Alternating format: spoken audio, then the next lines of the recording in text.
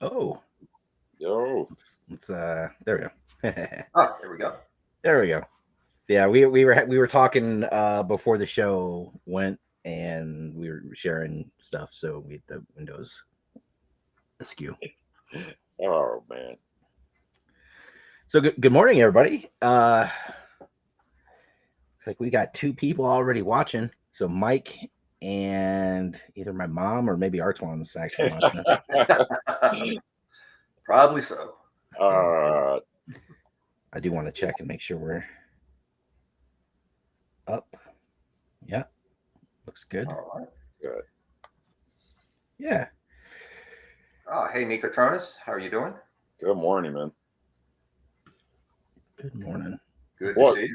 So I really want to get this going because there was just so much stuff that happened this summer. Things that I didn't get to talk to Mark about. Things like there's just a lot that we could really get into. So, somebody, oh, where are the singing cats? The singing cats. Mike's got your cats. Chunky Tank Kitty. As you um, there was just there's been a lot that's happened this summer. So we never really we had kind of bounced it around about having like a post Joe Fest show and some other stuff like that that just didn't work out time wise for everybody because believe it or not we're grown men and we got stuff to do. Yeah, no kidding. I feel like I barely saw you at Joe Fest. Like we helped out Viper 6 with the bat. We did our panel, but other than that, I feel like I barely saw you. Yeah, We- Joe Fest was crazy in a it good way. In a was very fun. good way. It was fun. So just a ton of summer stuff that we could kind of catch up on. Maybe relive a little bit. Some highs and lows. So I did want to kind of ask just to kind of jump it off because Mhm. this year, Mark, you didn't have a table at Joe Fest. So how did that feel? Awesome. I got around. I talked to people. There was kind of like no pressure. I had a really great Joe Fest. So I'm trying to. So we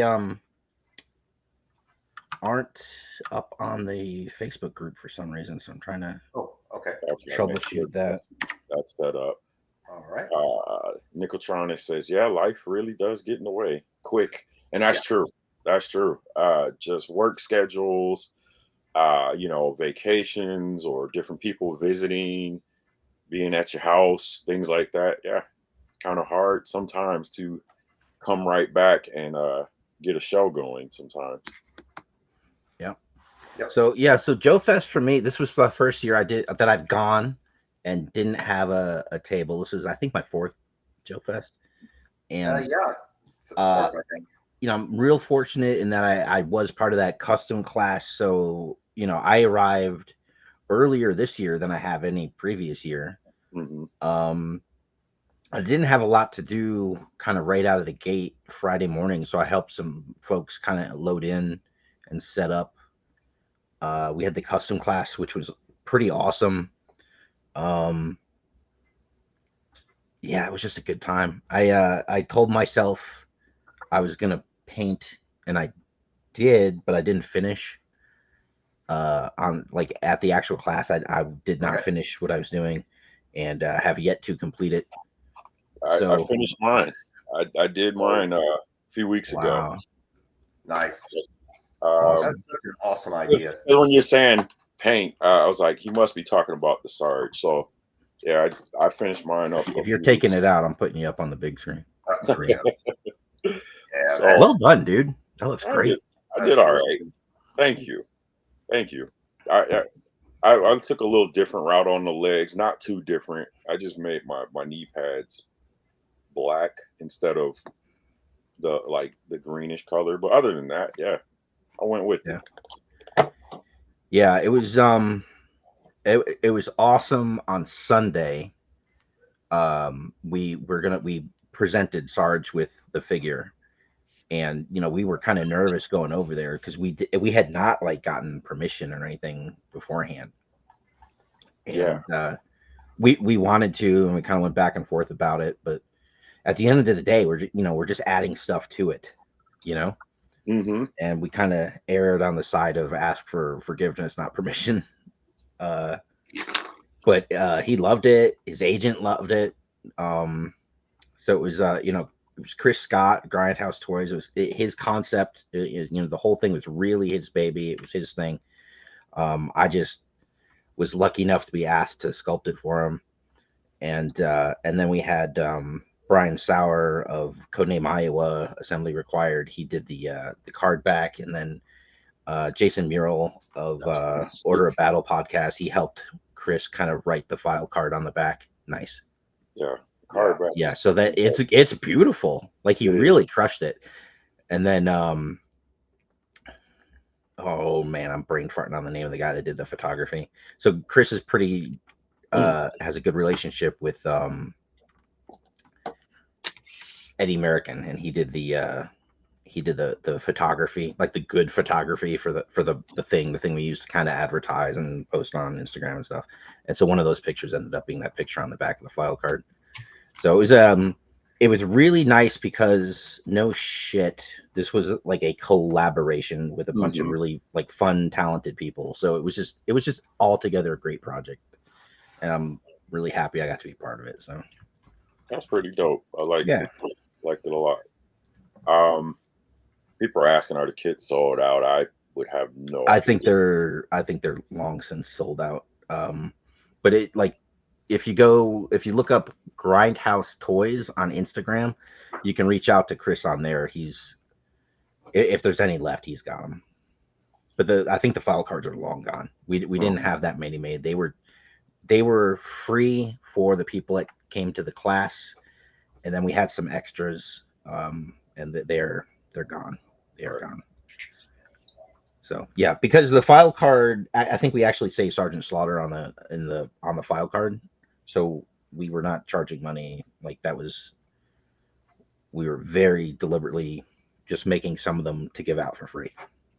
Okay. So they are one. I'm like checking. I'm reading it now to see if I see it anywhere. I think it's just if it's there at all. I have one. Huh? It doesn't. No, I don't see it. Yeah. That was the plan. Like, don't use his name. Yeah. Yeah, you got to be very, very careful with that kind of stuff.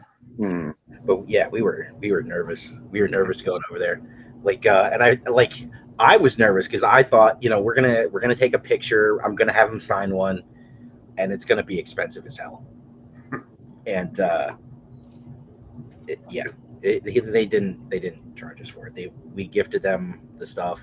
Oh yeah, Sarge gave us. I forgot about this. Oops. Sarge gave us challenge coins. Wow. Oh, nice. Yeah. Yeah, he's been so cool, man.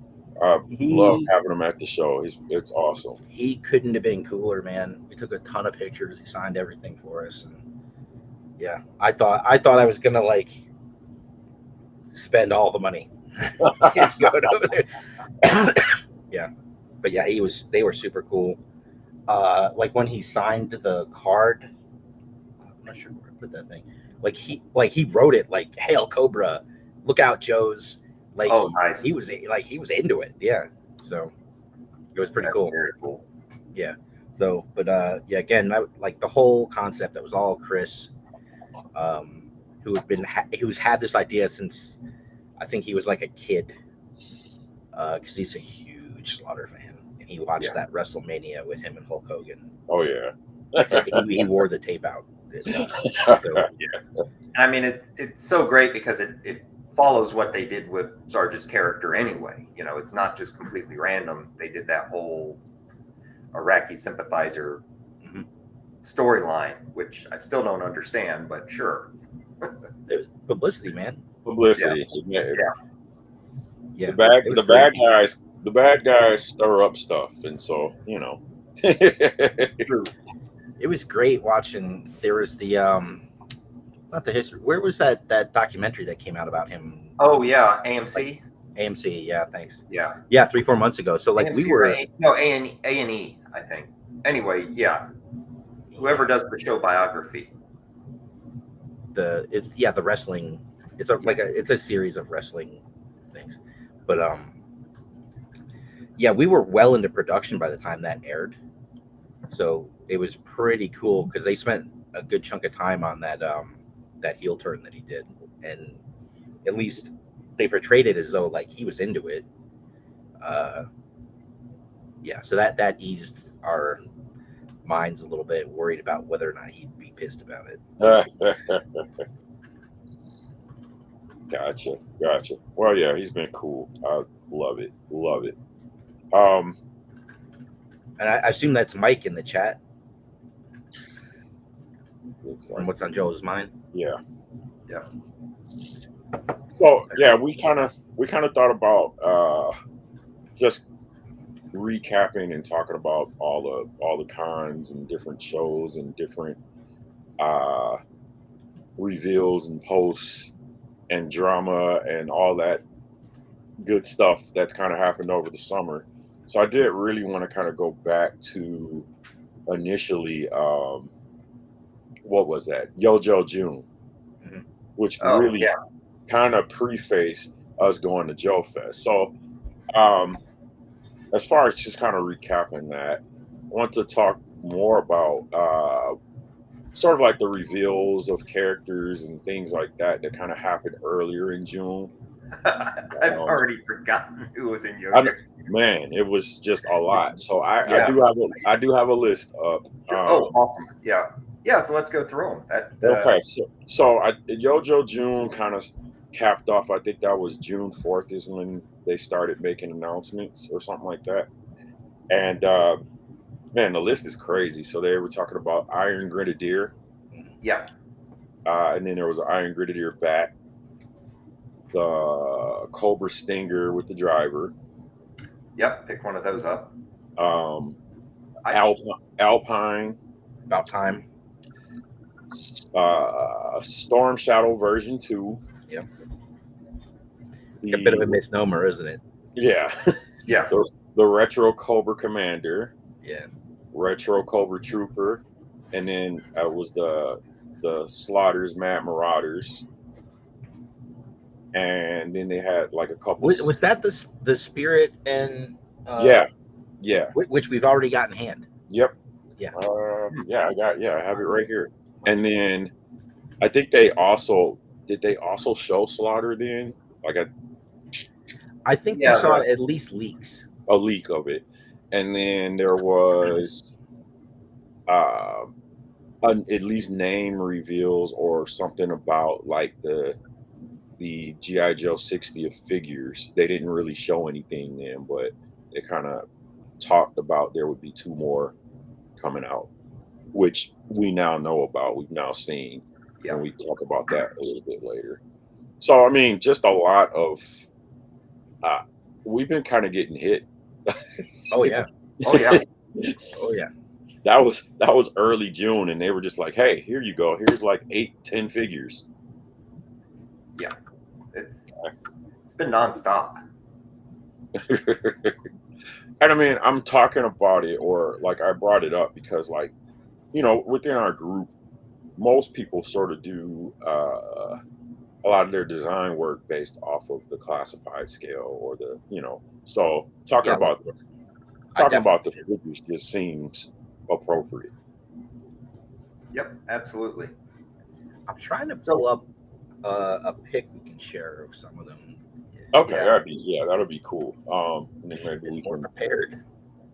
talk about at least which ones everybody got. I'm kind of one of those guys. I get them all. Yeah. Yeah, I'm because I'm an idiot. I'm like trying to be a completist. until last week. Well, Jeez. we'll talk about that too. Yeah. Exactly. Yeah. I am not a completist. I do. I definitely pick and choose who I get, but yeah, it's just got too overwhelming. Interesting.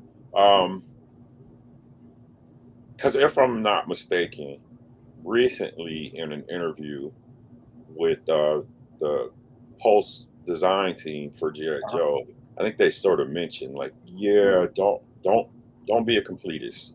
Like, especially coming up in the future, they're like, because they're going to be sort of coming from everywhere with like which figures they're going to be doing. Yeah, which is So good. It's Well, neat that they're and I'm covering. okay with that as long as they're available.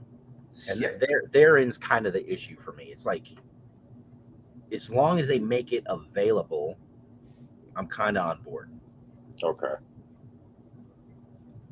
I feel the same. I think availability has a lot to do with the blissfulness or headache that you have with the brand, with the line.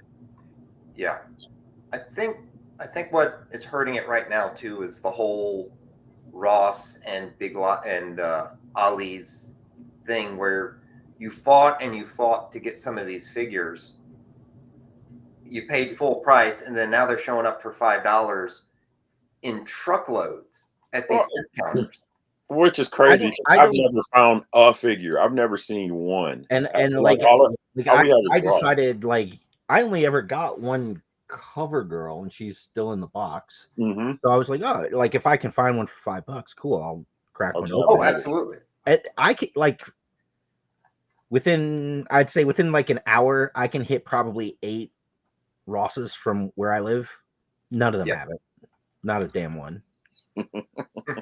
None of them. So it's still like a weird division. I don't know who's getting these things. Are they East Coast, West Coast? Or, Yeah. like is there some kind of like I don't understand how things are distributed seemingly randomly. That's very randomly. Yeah, Well, well, have you ever been in a Ross? Ross is the definition of of randomness. random. Yeah. Well, Oh yeah. I'm on the West Coast. I've never seen one Joe figure in a Ross ever. I saw the twins. Tomax and Zaymot showed up in a Ross that I was in, but I already had them, and they weren't. There's no reason to get extras of them. Yeah.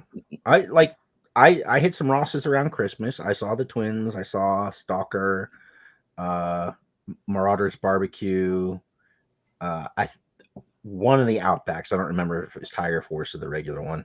I saw a bunch of stuff. Oh, and Crocmaster. There was tons of Crocmasters. There was a lot, but they're all long gone. And Ross, like outside of the holiday season, Ross doesn't carry a whole lot of toys. Mm-hmm. Right. So maybe my Rosses have them and they're just sitting in the back because there's no room on the toy shelf because they're not stocking it. I don't know. Definitely. But I will say this. I will say this. Speaking to some retail insiders, I'll say, it sounds like Hasbro recognized where they went wrong and have drastically dialed back their numbers. Right. Yes. So even though like you might be seeing stuff about CoverGirl right now, think about the time That was a long while ago. like that was a while ago. Like Yeah. the stuff that's coming out now, you're not going to see it at Ross in a year and a half, 2 years, whatever. No, it's they're definitely they're definitely cutting back on their production. I think what you're going to see is lower production of each figure and then more variants of that figure so that they can push out maximize the cost of tooling. Yeah. And I think they actually kind of talked about that, which again, to me, sort of messes with availability in a sense because you can go to a Walmart. Like some people say they see stuff on the shelves. Where I live, I don't see anything on the shelf. There's not even a peg for G.I. Joes at my Walmart. So if they're gonna dial back like the production run and stuff like that, there's still this issue with distribution where I just think that it's going to cause availability issues. Period. Yeah. Now, if in the case of my Walmart, they've been swimming in the retro stuff, which is good. I really like the split that they've done. The fact that you've got the completionist numbered boxed figures, which they seem to have, supply line issues on, and then they're just going all out with the retro card backs. And now that they finally fixed the card backs, I love them. Yeah. I hated those. Oh, they like no shit. Like until you go to open it, they're amazing. But you try to like, it's a beast to get inside these things, which is probably good. Like you walk down the toy aisle at any Walmart or Target, look at the Transformers with the open boxes, they're all missing heads. Yeah. Like that was a thing for TikTok for a long time. Yeah. Teenagers going in. What was it? The LeBron Jet? Was it? Yeah. From was it like a Space Jam thing or something? Space Jam. Yeah. Was that LeBron? Yep. Yeah. Yeah. It was the cool thing to steal the head off the toys. It's like, you man, way to destroy a kid's dreams. Yeah, Nicotronis, I'm with you, bro. Like my Walmarts in my area, they just don't even carry Joes. Like I don't see it. So distribution wise, there's a problem as far as getting them out on shelves. And if there's going to be sort of like a more, I'm not gonna say a limited, but just a cutback on production run, then I can really see that being like getting regular figures becoming hard to get. Well, and part of it too, like there was stuff hitting Ross in big quantities I never saw at a Walmart or a Target or any of that. Yep. So like, where was it? Like they just produced the numbers and the stores were like, we don't want that many. So they just got stuck sitting on it, I guess. Yeah. I think what a lot of, especially during that time frame, I think a lot of what happened is that was when we were having all the container ship issues. So I think a lot of these toys sat on container ships, couldn't be distributed. And then by the time they finally freed up, the stores were like, nah, you've already missed your window. We're on to the next thing. Yeah. So crazy. I don't know. Don. The whole situation was crazy. Yeah. Were you able to get any of the pictures of those, like the Iron Grenadier stuff? What? No. Right, no. I went to, and I'm on the Hasbro classified series page, and they're not here. Yeah, I've got what I pulled up on my side. I'll send you the link in the chat.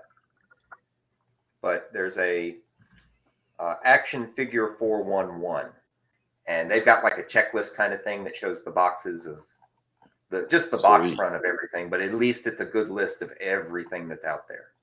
Yeah, if it's nice. Okay, let's pull some up. This is awesome. Yeah. Yeah. Whoa. Like, first of all, I'm putting this link into the chat because this is pretty good.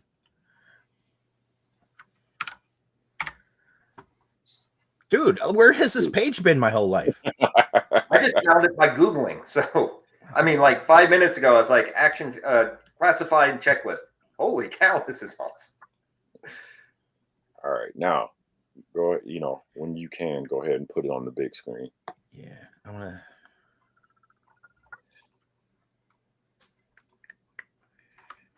Yeah, because some of these, just in name, I'm like, okay, that sounds cool. I'll probably get it, which I probably will. But for talking purposes, some folks are only going to cherry pick what they want. So let's at least talk about that. Yeah. Right. So the Iron Grenadier, that's a pretty special one for me. Which one? Iron Grenadier. Yeah, Iron Grenadier looks good, but honestly, I'm weird. I'm only going to get Iron Grenadier if they finally give us gold Destro version 2. It's got to happen. But that's like, if they haven't even name revealed it. Yeah. So like, you're going to miss the Iron Grenadier because it's an army builder. Unless, you know how that goes. Oh, I bet what they're going to do is the spoiler. It will probably be that's a small enough vehicle. Yep. And they seem to be a lot faster with the vehicle reveals.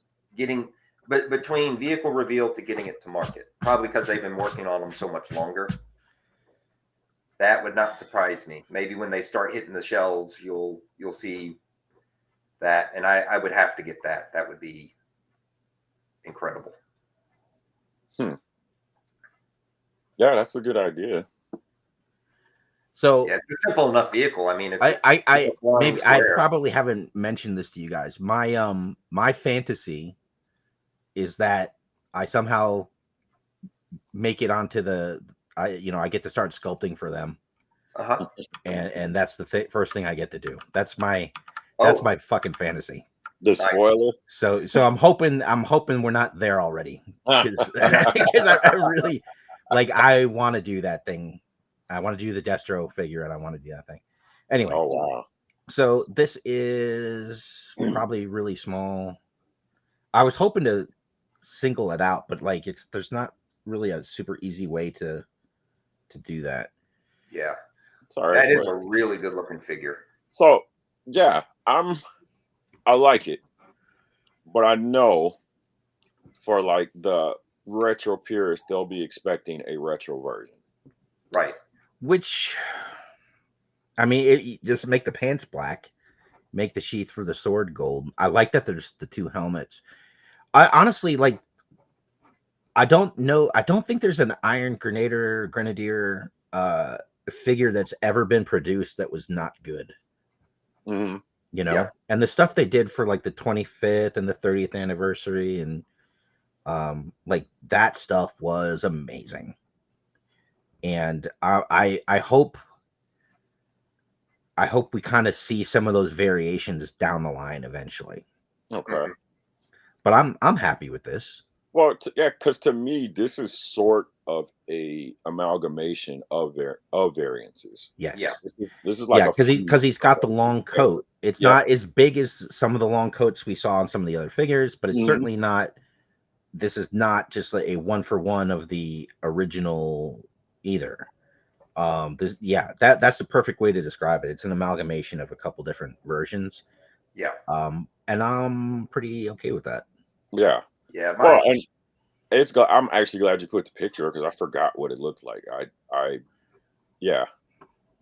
And that one hasn't gone up for pre-order yet, right? That one's just been a. No, it didn't that come and go? Yeah, it came and went.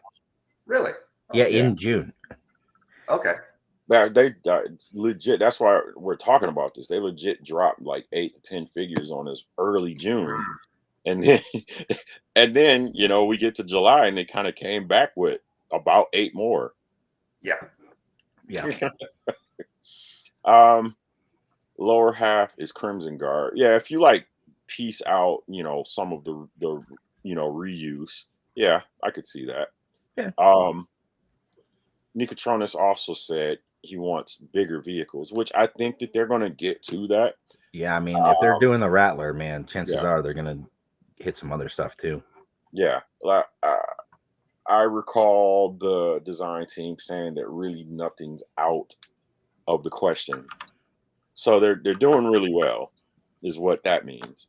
Which will probably, because that's how the old design team was, the original design team. They were like, man, we're rocking and rolling. They're letting us do anything. They're going to let us do an 8-foot flag back in the day. So if things are selling, I guarantee you'll get to see some of the other things that you're kind of wishing for. Yep. I got the Storm Shadow. Next lab is the whale. That's a good possibility. A whale it's been discussed. It's been discussed. Yep. And that would carry probably 8 figures in it, which is awesome. Yeah.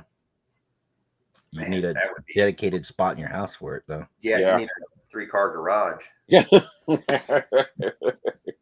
Someone's going to make it float in a pool. That's what they do. It better float. That would be it right there.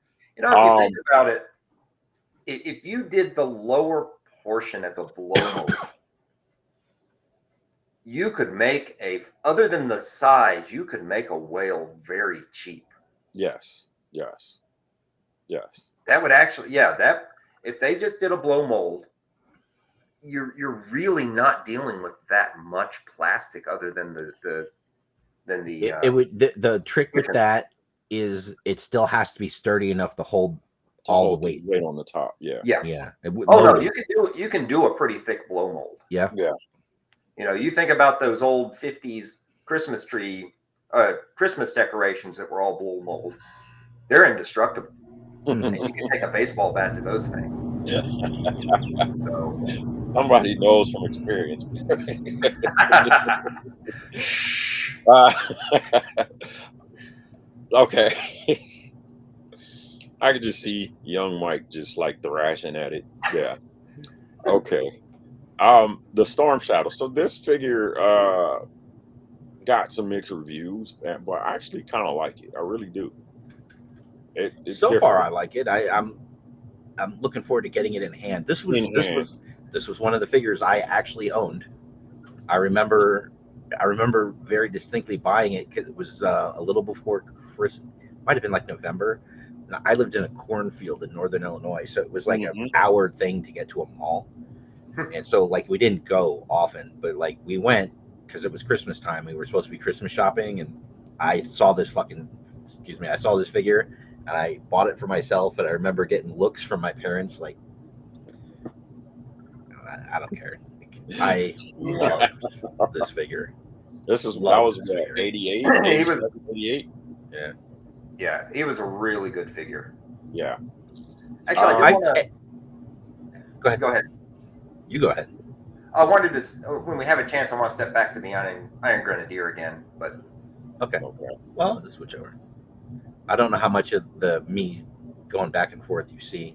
Yeah. It's not a big deal. Just my big comment on the Iron Grenadier, looking at it closer, good figure. They need to get rid of the Big Ben guns. Those are some of the worst guns in the line.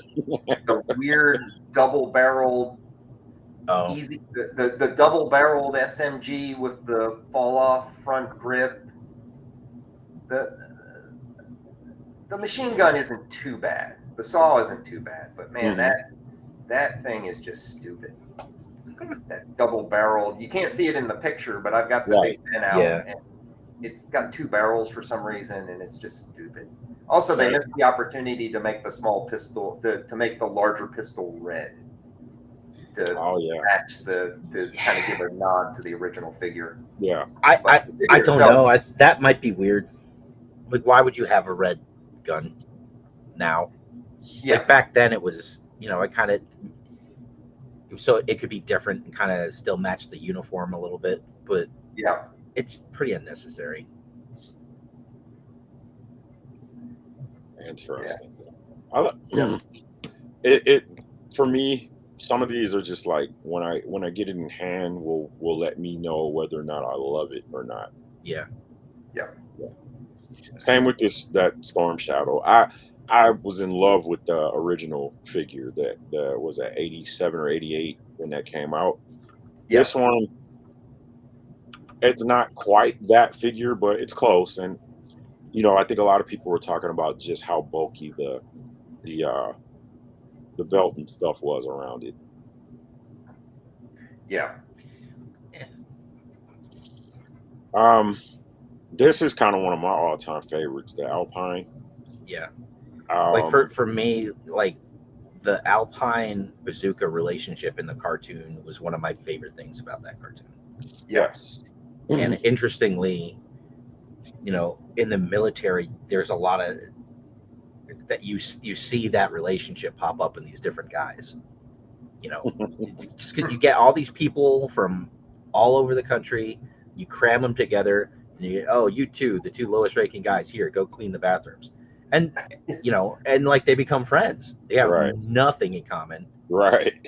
But they become just the best of friends. And I've been part of that, and I've seen that a bunch of times.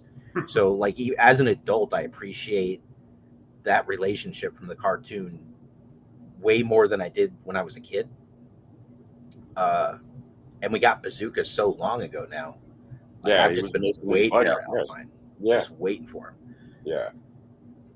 I wish they had tried to get a little closer to the cartoon for his face.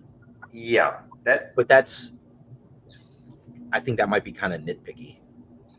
Yeah, I mean, I really don't have a problem with the face. I feel like it's fairly close. Like the cartoon face was actually a pretty unique drawing where he looked pretty distinct. I think this is in the realm. Like, what do you call it? That uncanny valley or the Uncanny wheelhouse? Valley. Oh, Yeah, yeah. I think this is in the realm of that. Yeah, my problem just looking at the Yeah. face right off is I expect him to start doing the Carlton. Oh yeah. Yeah, Um. Alpine was one of my all-time favorites, but I don't know. When I first saw this figure, there was just something that didn't click with me. I think it's the goggles. Are the goggles only attached to the helmet?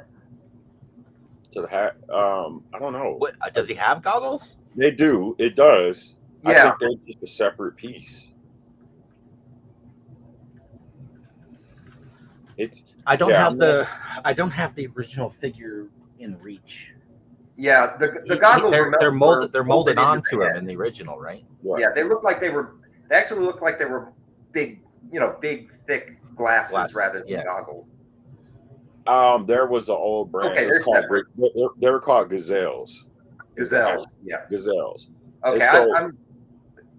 Go ahead. Yeah, that, like, to me, that nostalgic piece, if had they made them look more like that, would have been crazy. But Yeah. it's such an '80s thing. Right. Yeah, so I'm looking at the picture and the goggles. They are clear goggles and they're separate. Mm. If they pull it off, great. But like, I think the Dreadnoks have taught us that like it's better just to mold them on. Yeah. And then like the grapple hook and the gun for it, that's from the Alley Viper, I think. Alley Yeah. Viper, yeah. Which is fine. Like, reuse it. No backpack that I'm seeing, right? Yeah. So I'll I think that was a lot of people. make one, and I'll probably be selling that at some point. And the what was that gun called? It's not it might be a version of it, like a Tech 9, like a modified Tech 9 with the foregrip, the pistol grip, and the mag. Oh yeah, the small rifle, the small gun he carried. Yeah. So yeah, the like a retro mountain climbing axe, and I'm pretty sure it's a Tech 9 and a backpack. I'll probably make those as a kid at some point. That would be dope. Yeah. Yeah. I mean, that's kind of why we're talking about these, is because. Yeah, exactly. Yeah, he definitely could use some retro gear. Yeah. So that begs the question for people: is he close enough as is that they don't do a retro of this, or what? What? Yeah, I don't know. Other than giving him different gear, I don't know what they could change. Maybe the prants aren't as brown as they were. But I don't know what else. Yeah, I don't know what else they could change. Yeah, I think if they were smart, they would release a retro bazooka and a retro Alpine at the same time. Because, like we were saying, or as a 2-pack, I'd be okay with that. Like a windowed 2-pack, that'd be awesome. Yeah. And give them the crunchy bars that came with Quick Kick. Yeah. Oh yeah. Yeah. Or a 3-pack, you can put them all together. I mean, and the Quick Kick's a great figure too. Like, yeah. You don't really need to change it, but yeah, some type of themed box with either Alpine and Bazooka or Alpine Quick Kick and Bazooka. That would be like, I'd buy it in a heartbeat. Yeah. All right, fair enough. I'm just kind of wondering, like, because to me, they went, even without the specific gear, they went pretty close to what he looked like. Yeah. You know, it's interesting when you mentioned the uncanny valley thing with his face. It's like, it's only when you start getting really, really close to lifelike that you hit that. Yeah. So it's interesting because it's like, it means it's really good. It means the sculpt's really good, and there's just one little something that's making it not right. And it could just be like the paint. It could be the paint. Like, possibly. Yep. Yeah. And not in a bad way. It just means it's so close to lifelike, but your brain knows it's not. So at least for me, that's not really a deal breaker. You know what I mean? It just means it's real close to lifelike. Really close. Interesting. I like this figure. I'm leaving it at that. When I get it in hand, I'll be able to say more I about it. want to know what his T-shirt says. Yeah, Yeah, it looks like it says I think Idaho. it's something about Idaho on it. Yeah. Kind of a weird detail. And I wonder if it's fully tampoed under the jacket. It's gotta be. It's too close to the green to not be. I think Yeah. that whole jacket's a secondary, which is nice. hmm Who else? He's growing on me. Got the Iron Grenadier bat. People are already really excited about the the head with the red Yeah. visor, Yeah. which I agree is nice. I mean, to me, I'm bats crazy, so this is just a must-have. Like, of course, it's repaints and blah blah blah, but whatever, just keep them coming. Yep. Yeah, I don't really have strong feelings one way or another. I mean, it's a bat, and then they added the what is that? The saw attachment for this one. Yeah, You and got you know what? I'm yeah. gonna brag about this right now. That was one of the first 3D prints I did when I started resin printing. Was a chainsaw hand for a bat, and I'm looking at it's on my Okay. Instagram. I'm looking to see how long ago that was.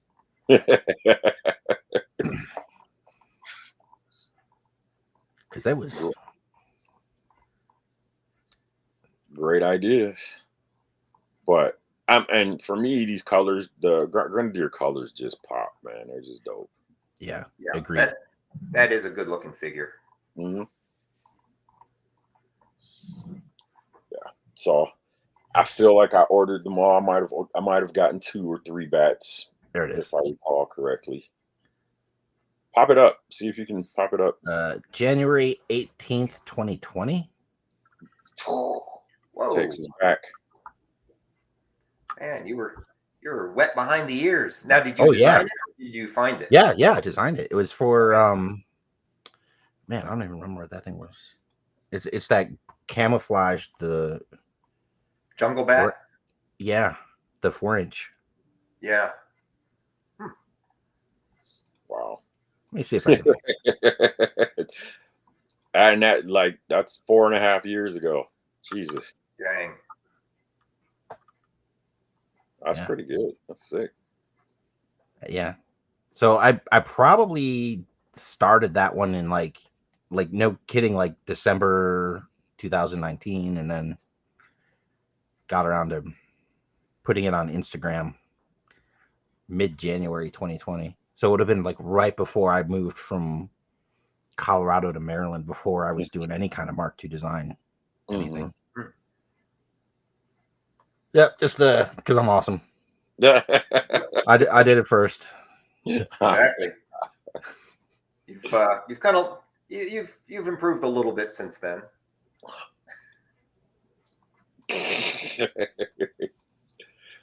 Oh boy. All right, I'm trying to figure. There we go. No. Now, I don't know which one you're pulling up next, but for me, out of that list, the Stinger is the absolute grand slam out of that. Yes. Yeah, the Stinger is incredible looking. I'm not going to complain too loudly because they're free, but I would almost say stop with the scrap iron explosions. Those are terrible. They don't even make sense. There's never been an explosion that comes out at a 45-degree angle with another explosion circling around it like a tornado. It makes no sense whatsoever. Hey, part of this is fantasy cartoon appeal. Yeah, but I get you. like I said, it's free. The price came in. If they had thrown that in and called it a deluxe vehicle and put it higher than the Vamp, they'd have some splaining to do. But since they throw them in and it's the same price, I'll just throw them away like I did with the scrap iron explosions. Oh my gosh! You threw them away? You threw them away. No, I put them in a box. They're hidden away somewhere. They're awful. Yeah. But the Stinger itself, I love. That is a great Stinger. You know what? I'll throw it out there. I like the fact that it's a male driver, because for some reason Hasbro has just made all the drivers of all the Cobra vehicles female. Which makes me nervous when they do that, because those female figures are so much smaller. Yeah. Yes. That's why I think they do it. I think it's so that they can make the vehicle smaller and it looks right. That's a possibility. Kind of like smoke and mirrors. Yeah. The claw driver is female. I'm worried about that one. Yeah. And just from having done my own claws, yep. I think they're gonna have it plug into its back. I think they're gonna have like a tab for the back, which, I mean, they've started to standardize that, but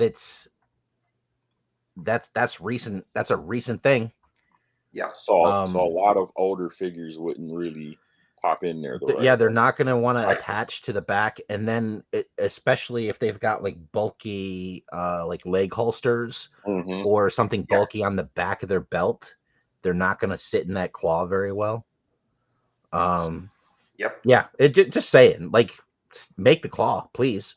Right, but I do feel like the original toy had that same issue. Like, to me, I only put certain like troopers in that. Like, I didn't put you're not going to throw a road pig on a claw because it won't fit. Yeah. Right. I didn't have the claw as a kid. I had, like, one of my friends did. I guess two of my friends did, but I never had it. I wanted it so bad. Remember the cartoon commercial, and like Storm Shadow like rescues Cobra Commander and he flying that claw in? Oh my god. Like, that was the coolest thing ever. Yeah. Yeah. Was it a bit of a thumb breaker, that one? No. I mean, yeah, it could, because those figures were always so brittle, but like, yeah, because I would mostly just put troopers on there. I do recall breaking a thumb or two. All right. What do you want to do? What do you want to pull up next? We got Road Pig. We've got the Starduster. Oh boy. Well, so that was pretty much it for the G.I.JOE June, right? Yeah. Oh, I do. Yeah. Actually, I do want to show off the most impressive figure of the line. It actually came out prior to the G.I.JOE June, but I've got it sitting here. Okay. Yep. So if you can give me the big window. So I will say that the most impressive is the Techno Viper 3D action figure. Pair of Mark II designs. I wish that would focus. Like, it's a little choppy on my end. Yeah. Right? Let's see if I can. Man. Let me try to give him. Is that going to focus? That's actually a little better. Yeah. But there we go.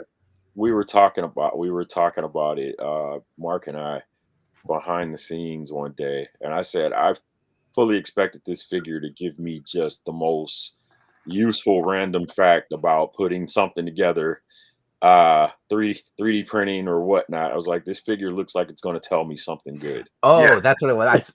So before I sent it to you, I shared pics of the head with Artwann. That's where that conversation happened. Yeah. Nice. Yeah, he thinks like the figures can just behave just like you. just have really useful information that I wasn't expecting. Have you picked up this tool off of Amazon? Another cool thing that I did to mod, there was a guy at Joe Fest that was selling these heads-up displays. It is a cast heads-up display that was done in a glow-in-the-dark resin. Oh, awesome. Sweet. Yeah, so he actually, I didn't see go that. ahead and give him a plug. You can order them off of this eBay site. Okay. Yeah, there it is. Cobra 1678. I got 1678. it. Yep. Awesome. Yeah. That's pretty sweet. That is pretty cool. Now I just need to do I need to get the silver paint pen and do the weapons. Oh, don't do a paint pen. Don't do that. I sent you the. Oh, that's right. That's right. Yeah, you use the silver spray paint. Yeah. Yes. Yeah. It just makes it pop. It does. You know, it matches the hose and the other silver highlights. So it looks good. Like I could see them doing a retro version of this and just give us the silver accessories. Yeah. I'm gonna do the weird thing, and I'm gonna have to get both you guys' head sculpts so I can have everybody on my shelf. Oh, We can have at least a thumbnail for the show and just have our Right. figures. I'll have to figure out like who's really short and then who's really tall, and then you put your head on the tall one. Is Tunnel Rat a little shorter? I could be on Tunnel Rat. But no, that's pretty dope, Mike. Very, very impressed with that figure. I really love it. Cool. At some point, I'm gonna do like a how-to video and put it on the Patreon. Okay, that would be sweet. And then everyone will be pissed when they realize how much work it takes. Yeah, exactly. Oh man. They'll be like, "Wow, okay, we scan it, easy, Yep. scan it with the phone, okay, upload it, okay, make it a solid in Mesh Mixer, okay, break it in half, all right, okay, import it into ZBrush. How much does that cost? Oh shit, okay, I'll figure it out. I'll use Blender. Blah, blah, blah. Okay, decimate it, yeah, okay, now Fusion, okay, turn it into a usable object, okay. Do all the engineering for the inside of the head. Engineering stuff. Yeah. Trial and error. Bit. Yeah. Do your test print. Realize it looks like a bobblehead. Okay. We'll change it. You're gonna adjust all the engineering. Do the glasses. Yeah. Oh boy. Never like, man, how much was it again? Can I give you my money?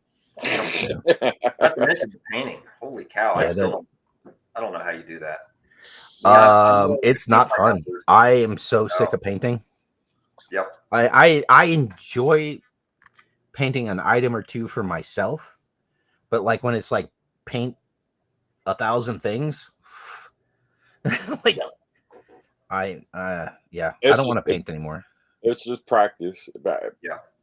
I feel it exactly the way you do it, and then I find myself relaxing by sitting down and painting. Like that's how I relax now. So it's weird. Yeah. You go from this being a pain in the ass basically to like becoming zen with it after a while. Yeah. Yeah. Unless you're painting eyes on little tank kitties. Is this Nicotronis is talking about a store still having the Stinger, but I didn't know they were sold out. It makes sense. It's been long enough. It should be sold out by now. Yeah. But I feel like they were on Amazon for a long time. Yeah. I saw that they kept kind of popping up on Pulse and Big Bad Toy Store. So they're still out there. Yeah. Yeah. Let's see. Yeah, you can still buy them for $99.99 at Amazon. Yeah. I just pulled that up. Supposed to deliver on Monday, September 9th. Yep. So sure. Can't and wait. that is interesting. I actually had not looked very closely at the figure. Did you guys realize that the driver is black? Mm-hmm. I had not looked at that. That is I was curious if he comes with two heads because they've started. Yeah, no, it looks like it's just the one head because usually they've been doing like the dual head thing. They show it. Yeah, I like that. That's true. There's a pic here with kind of, I presume, all the accessories and like the helmet off, and just one head. Yeah, cool. Yeah, I didn't know because they never did multiple heads for the Cobra Troopers, right? I thought they did. Yeah, Valkyries. Not multiple. Like you get a trooper, and a trooper was either black, or you could get a trooper. And right. Like, but the Valkyries have two heads, and I want to say the Televipers that came to Trouble Bubbles. Right. Two heads. Televipers definitely did. They kind of followed the Valaverse thing of giving the multiple heads for some variety. Yeah, that's cool. I like that. Yeah, pretty sweet. Just throw away the explosions, and we're good. Well, I went kind of all in with the Stingers. I might have gotten 5. Okay. Whoa. Nice. I was just feeling it. Well, because I regret it. Actually, the Vamp I was like on the fence, like I'm gonna get two, and then I only got one, and then later was like I should have got three. Yeah. Yeah, especially once all the mods and everything started coming Yeah, out. yeah. I'm curious. I think we're gonna get the Stinger in hand, and it won't be long after that. And we have a Vamp Mark II. That'll Yes. be dope. Yeah. Well, yeah, that's going to go crazy. If that does happen, I'm probably getting 5. Yeah. Where are you gonna put them all? I have no idea. Yeah, so there I'm predicting, so my prediction will then be, they've got so much so many options they can do this. I expect that they'll do a Dreadnought version. I don't know. They could do it. Yeah, Oh, they absolutely, and people are already doing it, and they're watching, they're paying attention. I don't. It to me, it's just a weird color choice for the modern Hasbro team. But I think they know if they make it, it'll sell out. Yeah. If they do Vamp numbers, the same people are going to buy the same shit. MMS. Yeah, I'm a little surprised we haven't seen the MMS yet, right? Mm-hmm. I thought we'd have had that by now, and maybe did the SMS? We got that. Did it not perform well? Mine's behind me here somewhere. I got 2 of them, so they sold at least 3. It sounds like. They sold more than 3, but they might still be up on Pulse. You might still be able to just straight order it on Pulse. I don't need that Techno Viper. It's not any kind of cannon. It wasn't something I thought about, needed, wanted. It just sort of is. I think if they do the MMS, it'd be cool if it came with a Colonel Hawk versus General Hawk. I think that'd be pretty cool. Yeah, so it's $75. It's still on Pulse. You can just order one right now. I don't know if selling out right away is really the benchmark for success that it should be, but it seems like that it might drop. Yeah, I think so, because I fully expected him to say something when you said I don't need that Techno Viper. I was waiting for him. But I mean, we knew the purple ones were coming. I don't mind all the matching uniforms for the Hiss crew and the Hiss the fire team and the SMS and I don't mind. But I don't need to army build any of that crap. Right. Well, yeah, definitely great reusage. I might order one of those. I've got, because I'm just a knucklehead, and I like my boxes, I like my display, and I'm an adult with at least enough of a disposable income that I can do this, right? It would be cool to actually have that thing attached to my Hiss. Your Hiss, yeah. Yeah, so maybe I get another one. Anyway, but they could bring the price point down by not including any figure, and I think that would serve it well, and people could start throwing them on the back of their Vamps. Yeah, I don't know. I'm genuinely just how they've done repaints so close to each other. I'm really surprised we haven't seen it yet. That's interesting. Yeah, it's probably right around the corner. Probably 20. I mean, even talking about like what they've dropped all this summer, and a lot of stuff, name drops were for first quarter next year. So I'm pretty sure some of this stuff is right around the corner. Yeah. There has been a lot lately. I'm just messaging Mike. Where you at, bro? Yeah. Okay. don't see if he gets back. So we're at an hour. For about an hour, but that Yeah, just kind of I'm doing all right. Like I'm not, yeah, no yeah. pressure. We still need to get into some of the more current stuff.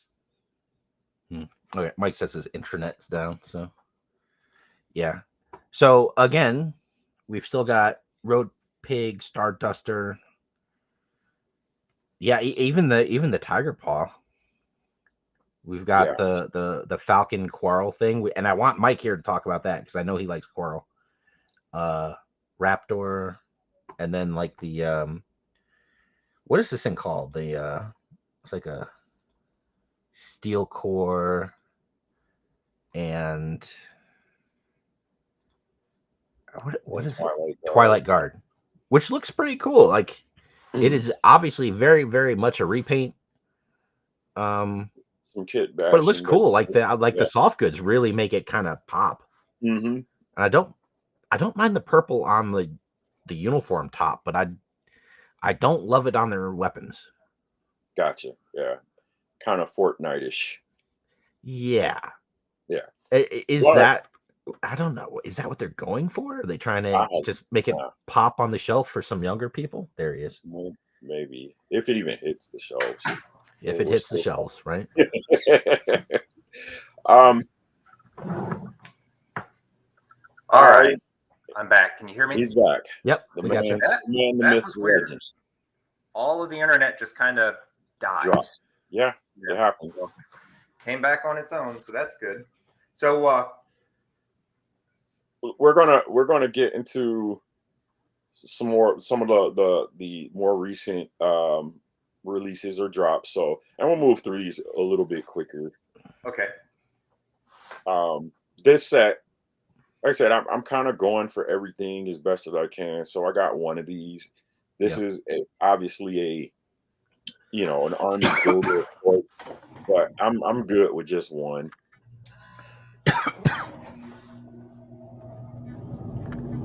We've got Keith coming in with some good comments. Yeah, I've definitely seen that. Mm-hmm. I'm doing some work for Fresh Monkey now, so. Oh, nice.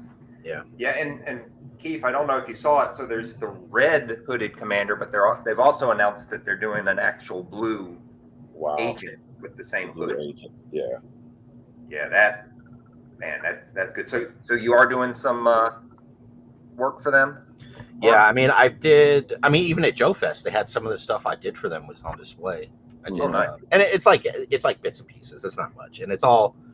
Yeah, it's I did like a riot shield that one of the guys comes with. Okay. I did a couple of guns. The Gridiron, they've actually got a deal with Gridiron, and they're doing most of the weapons for them. I saw that. But I've got some other stuff I'm doing.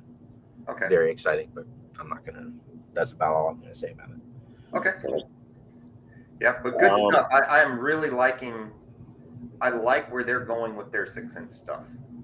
The whole Monster Force stuff, adjacent stuff. I dig it. I really like it.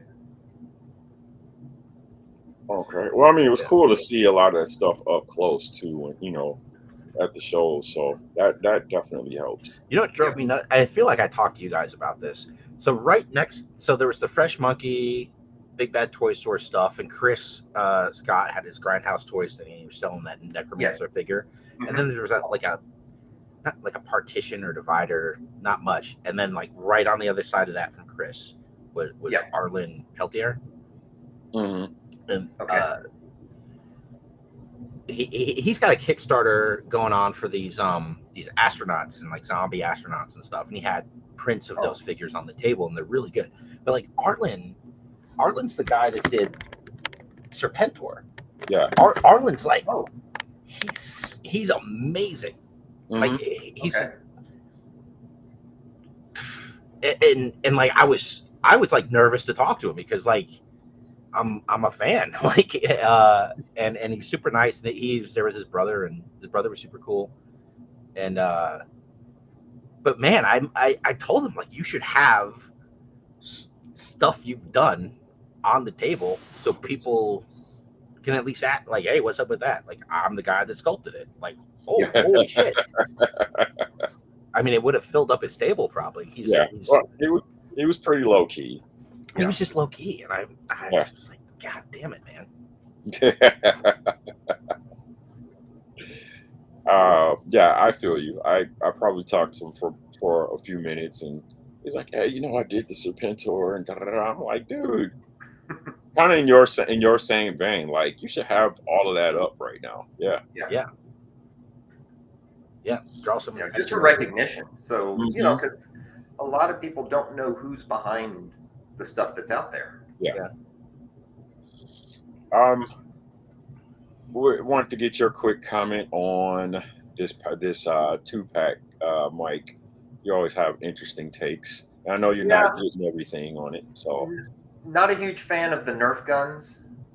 boom. Yeah. I like the soft goods cloak, and I can't wait to see it on my version 2 Destro that when he finally comes out. Because, dang it, I want my version 2 Destro. We've only got 2 Destros right now, right? We've got we got Pimp Daddy and just the 1 and 1.1. Oh yeah. 03. Yeah. And then they did the class. They did the retro. The retro as well. Yeah. That's right. I was like, I feel like there's another one. Yeah, the one with the eyebrows. Yes. Yeah. Oh, that one. Yeah. I want the gold. I want the gold swashbuckler Destro. Okay. But yeah, overall, I like what they're doing here. I like the battle in a box concept that gives you 2 figure builders, or 2 army builders. It's not a bad idea, and it's a good reuse of existing molds. Right, and something that people can definitely pass on, or Yeah. Better gun selection would have been nicer, but hey, I guess they've got the molds and they want to reuse it. Just get them out. Yeah. All right. So here's a big one. Literally. Roll Pig, and a lot of people have already kind of talked on it, and I think Lenny, this was like kind of one of his personal ones that he really kind of delve into. He talked about this one for a long time before that was a thing. Yeah. Came out, and I think a lot of people raved about it, and equally a lot of people were kind of disappointed. Definitely interested in hearing your guys' take. I'm obviously getting it, but I kind of agree with both sides. Like, I think it's an incredible figure, but I don't think it's the figure that we were expecting. Right. The Road Pig was never one of my favorites as far as the Dreadnoks go. This is, to me, it's a good representation. I don't have too many qualms with the figure itself. Mm-hmm. I like the fact that they gave both classic and modern versions of like the hammer, because as iconic as the Cinderblock hammer is, it's dumb. Yeah, you get one good swing with it. You get one good swing with it.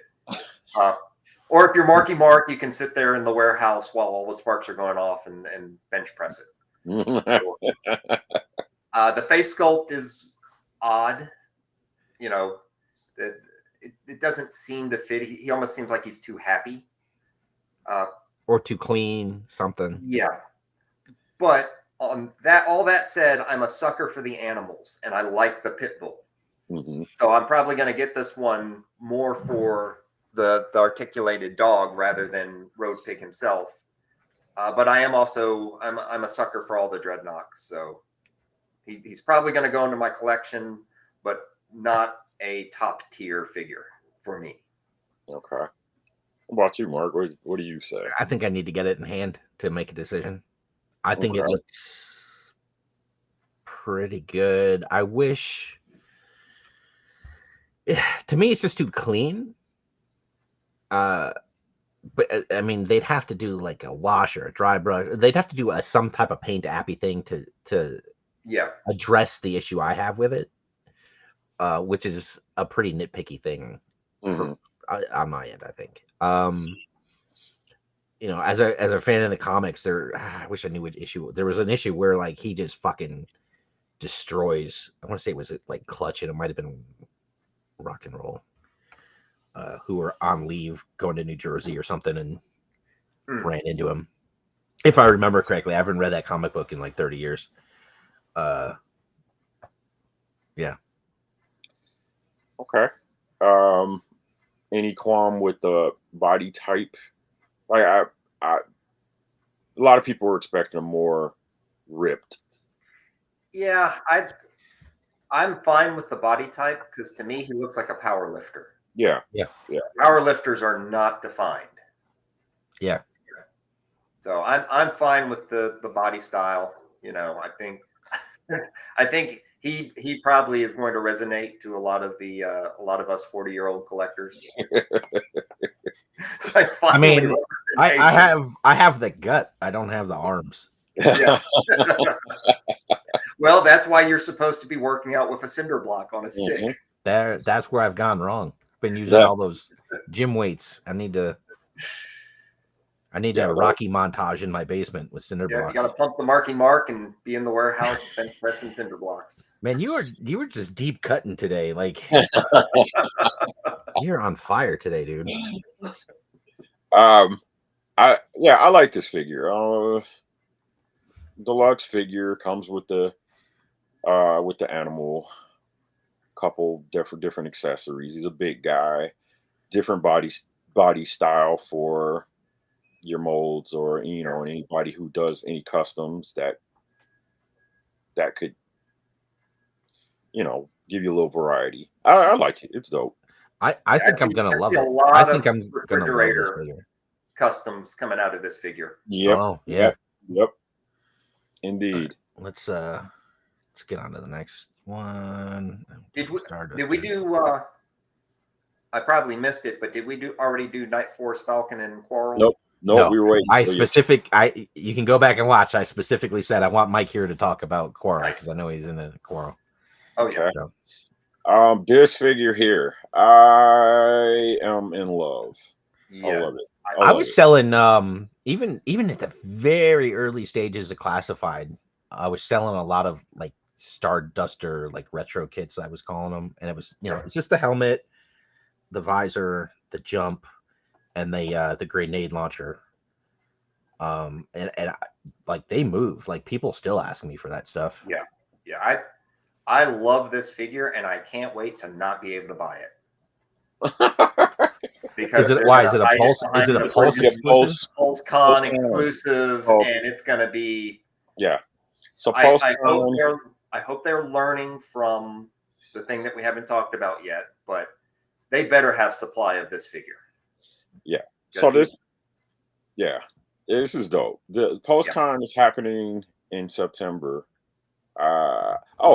I did look it up. So PostCon is going to be on Friday the 13th in September. So that's not ominous at all. Right. That should tell you how ridiculous it's going to be to get this figure. It's going to be bad. Yeah. Dope part about it, he comes with the cereal box. Like, that's just awesome. Yeah, that's a nice touch. Speaking of Mark's kit, like I was one of the first people that got that kit. So I painted this figure like 3-4 years ago. And I just couldn't wait. I couldn't wait to see the release of this. That is, I think what they had already kind of talked about it. That's the retro Duke, but which is great. Yeah, and then they said that the head sculpt is the only thing that's different. That's a different head sculpt. Okay. Yeah. Yeah, it looks same chin, different hair. Yeah. Who did I? I'd say I like everything about this figure. I mean, awesome. It is a really good version. Yeah, I can't wait. Well, there will be some conspiracy. There will be some drama because there always is. Yeah. All right, let's pull up. I don't get the guys that like to stir the pot, man. It's so weird to me. There's people that just really like just mixing up trouble. I'll throw the tiger paw up here real quick. Okay. Well, so this one, actually caused a bit of a fit too. It's causing it right now. It's Like causing it right now. Yep. I have one because I had bought two ferrets, and a friend of mine who didn't get any ferrets was able to get two tiger paws, so we just did a 1-for-1 trade. So at least I've got one. But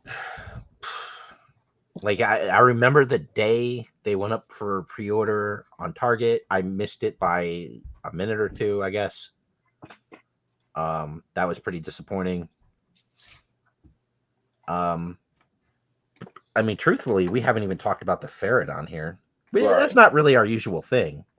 And I wish if I had thought about it, my the ferrets I had been 3D printing are all at my shop, and I'm in my house. And I would love to have held it up side by side. I got to do that at some point. Yeah, that'd be sweet. But That'll be it's nice. I don't know. Something about it I don't love. Well, I And I think it goes should. back to the original design was with a female driver, which makes you wonder: is it undersized for a full size? Oh, they straight up said, "Hey, like we reduced it in size compared to the original." Yeah, which was a thing. Like when I 3D designed and printed my first one, I was really like wrestling with like, why is this thing so huge? right. And like every sort of, have I scaled this up properly? Like every little trick I could think of to verify that I had scaled it right. Like they all kind of came back like, yeah, this is the size it should be. And it's just so massive. Yeah. So like I get that they Are you holding up one right now? Go back to you real quick. We got Oh, I'm sorry. Yeah. Yeah, I held it up and I wasn't even Oh, there we go. Okay. Boop. Yeah. Yep. So okay. It's if I had the 3D printed one based on the original toy, it's significantly bigger. And I get needing to make it a little bit smaller, just it makes sense. I get like this gun being an actual functional weapon. That's a good move, right? Because that cannon that's angled down on the original, like that makes you basically just shooting a pothole for yourself to drive into. Like so, like all the changes they made make sense. And I think at the end of the day, the thing I have a no shit, I can point my finger at it and I know like I don't like this is the engine, where it's just kind of molded into the side and has some paint slapped on it. I don't like that. The original toy, the engine was a separately molded piece, and it made it look not cheap. I don't care that the wheels don't turn. I don't care that you can turn the steering thing and it affects nothing, and this is separate. Because the original, you turned the steering and you turned the gun. The wheels you could turn on the original, but they weren't. It wasn't part of the steering mechanism. They just turned. You know, and I'm not. At all? I mean, they do that, but they don't. Yeah, but they don't. They don't turn with the wheel. Yeah. And that doesn't bother me because I'm not playing with it. It's a display. Like I'm an adult. It's a display piece. What do you have there, Juan? So this is what's interesting. I just thought about. I hadn't pulled out any of my ferrets yet from the boxes, but this is the Sigma 6, basically version of that. Sorry. Hold on. Oh my gosh! Yeah. I've never put my eyes on that. I've never seen in my life. And like I don't know size comparison yet, the difference, but now I'm kind of interested in seeing. Yeah. But I thought that this one has a lot of detail in. I like that. It's got it's got suspension in the back. Yeah. Yes, it does. That is. I'd never seen that. That's actually pretty impressive. Huh. It is crazy. I was just thinking, like, did they skimp out on that on the new ferret? because they made this. So yeah, and for me, like it's so the engine thing's a design choice, right? To make it just like a shallow little relief of what an engine sort of kind of looks like on the side, and it reminds me of the and this might be what it is. It reminds me of that Fang that we got. I guess like 2-3 years ago now. We got that updated Fang that just looks like a Play School knockoff or something. And if you look at the detail molded into it, it's the same kind of thing. It's sort of cheap looking. And that's and like I saw this and it immediately made me think of the Fang, and then I was like, eh. But there's really just no reason for me to not love this thing. It kind of checks all the boxes. Interesting. Yeah. So, but I don't know. It's like I'm just so used to seeing, and I mean, I spent so much time designing that thing. Like I really got into the details of it, and this just isn't that. I guess it's got suspension. Okay. What about the front? The front has it too. Yeah. Yeah. This from the front. Yeah. Not as much ride, but it's there. Yeah. Okay. Good deal. Rubber tires, right? Yeah. Okay. Yeah. Yeah. One of the interesting comments that I saw is somebody more familiar with ATVs said that they used street tires on it and not off-road tires. Yeah. Which I don't know. That kind of defeats the purpose. I think that was just honestly. Really... I think back to this thing's appearances in the comics. I think back to this thing's appearances in the cartoon. It was always on pavement, except that one time that it was in outer space and they were still somehow able to drive it in 0G. Right. But then that would make it an OTV, a one-terrain vehicle. With oh. Very well. Instead of an ATV. Gotcha. Exactly. It can drive on roads. Yeah. I've never been off road. I don't know. It's just different enough from the original that my brain's thinks something's wrong with it. Okay. But there isn't. There's nothing wrong with it. Okay. I'm definitely interested in your take. I haven't opened mine yet, but I remember you did make one, so I was curious what you'd say about it. Yeah, I need to do some side-by-side pics at some point. And I feel like someone else that has printed my files has done that. I don't know when I could easily get to that. Do we have Torch in hand? Is that one on? Yes, Torch is in hand. Okay. Where is he? He must have fallen off the shelf. I had all my. So, I'm gonna bring him up real quick. There you go. There he is. All right. Damn it. Okay. Yeah. Thank you. So I opened it. I got like Dreadnoks. I opened. Period. Yep. That is one of, if not the smoothest figure to pose and move around that I've touched in a long time. It's like if they can just keep that, the hands are a bit softer. I found the hands are a bit softer than a lot of the other figures, which makes it easier for him to hold stuff. Like when you want him to stand, like his feet can just real nice. Or is it one foot that wants to do this so that he can't fucking stand up? Moving the legs around, I didn't feel like I was gonna break it, and I didn't have to muscle it to bend the knee. He was smooth.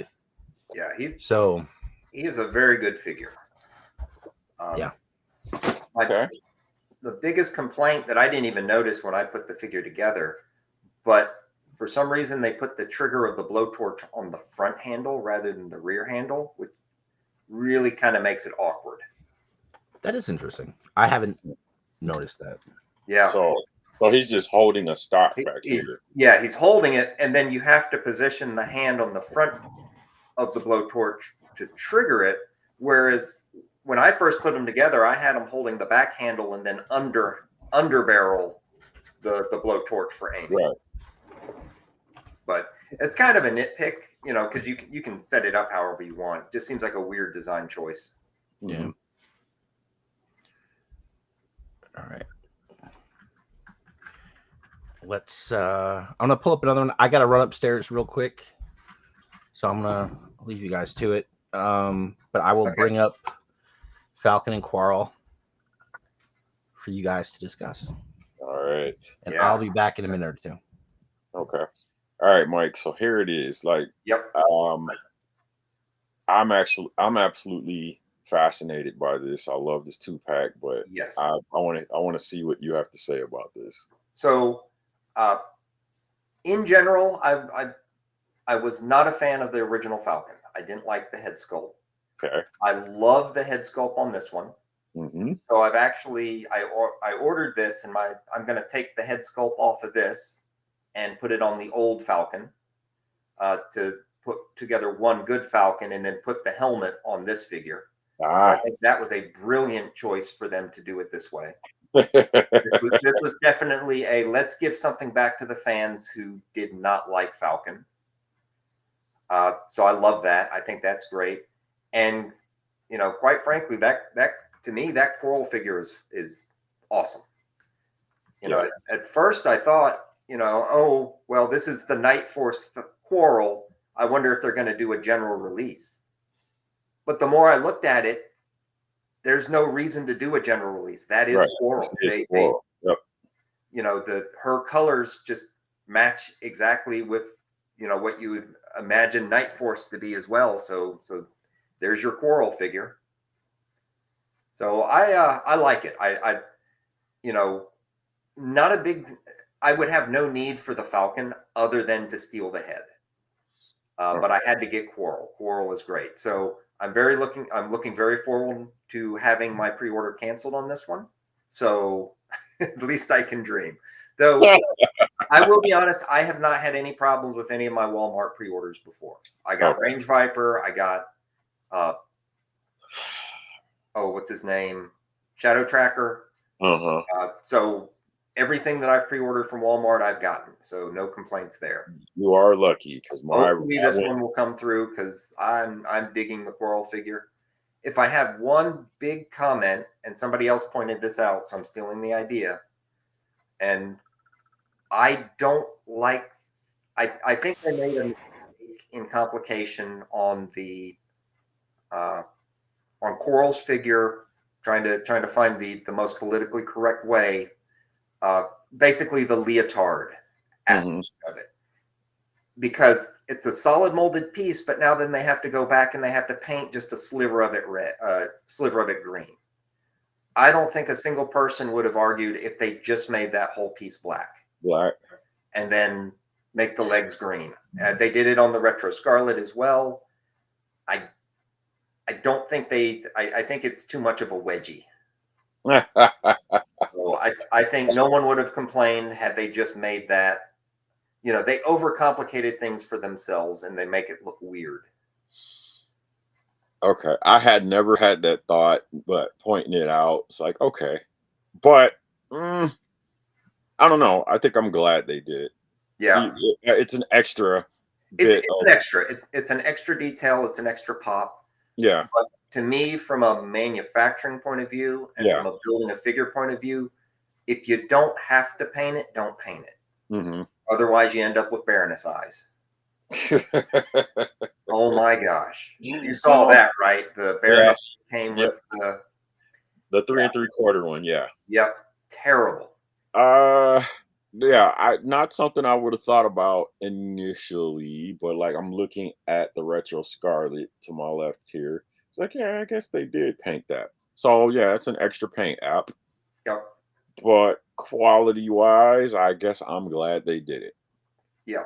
Yeah. Oh, overall, I think it's. I want to get it in hand, but I think it's a great figure. I think it's going to be a perfect figure because I couldn't tell what kind of hair does she have.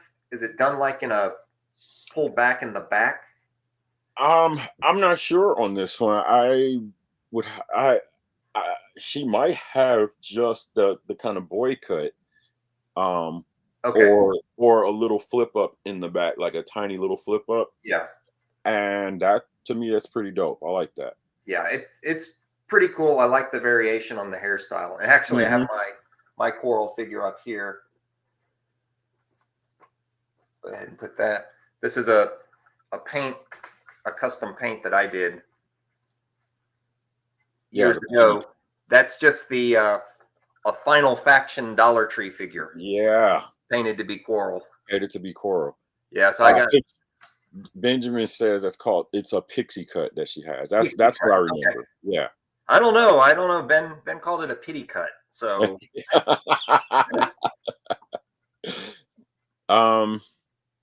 Yeah, and I don't know if you guys ever saw these figures that popped up at Dollar Tree. Oh yeah, I have them. I've definitely played around with the sculpts a little bit. Yeah, I've scanned them and done some stuff. I don't show everything I do. That's all. Yeah, for $1, those were awesome figures. Oh yeah, love them. Really incredible. It's weird. They still sell them in the store, but I don't think they've come out with anything new for years. I know they have some new stuff. Oh yeah. Okay. Yeah. I got a bunch of it. Like I didn't know if you were into it or not, but I got a ton of it. I got into it just early on as because COVID was going on. I was looking for some fun stuff to play around with. I found those figures. Did the as I call them Hawks Angels. I've got Glenda. I got a Glenda Scarlet and a Quarrel. So you missed it, Mark? No, I was listening. Okay. Yeah. My painted. Hold on. Final Faction Force or Final Faction figure. Yeah. I did the Quarrel there.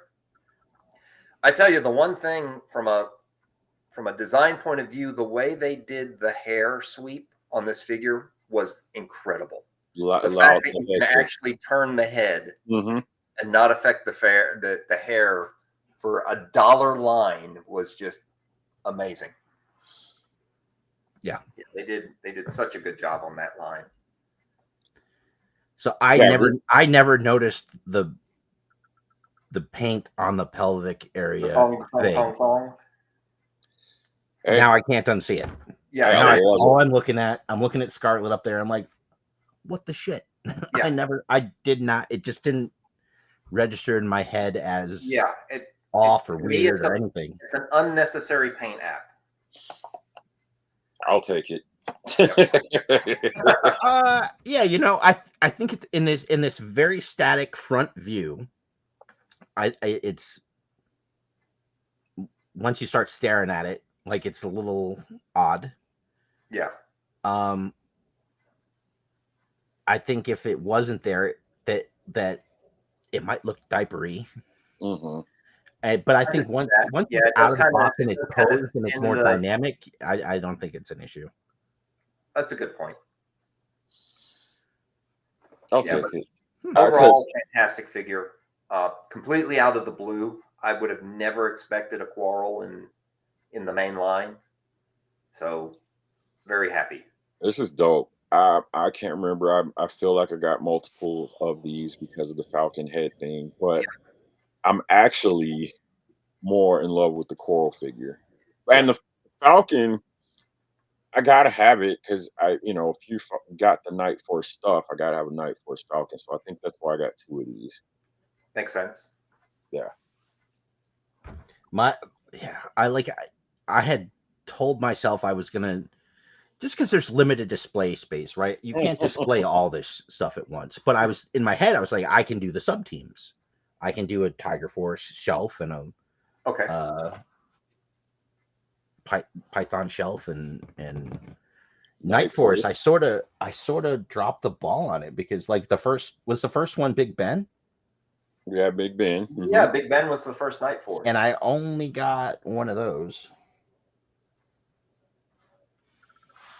He was a Walmart thing, right? He was a Walmart.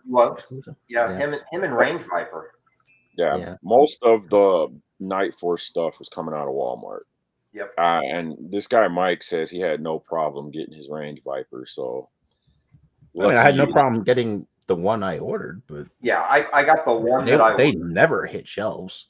Well, no, the ones I ordered two, and they both got canceled. Along with a lot of people. Oh no, Really? mine got canceled, but I was able to kind of reorder it, Okay. and it showed up. So Yeah.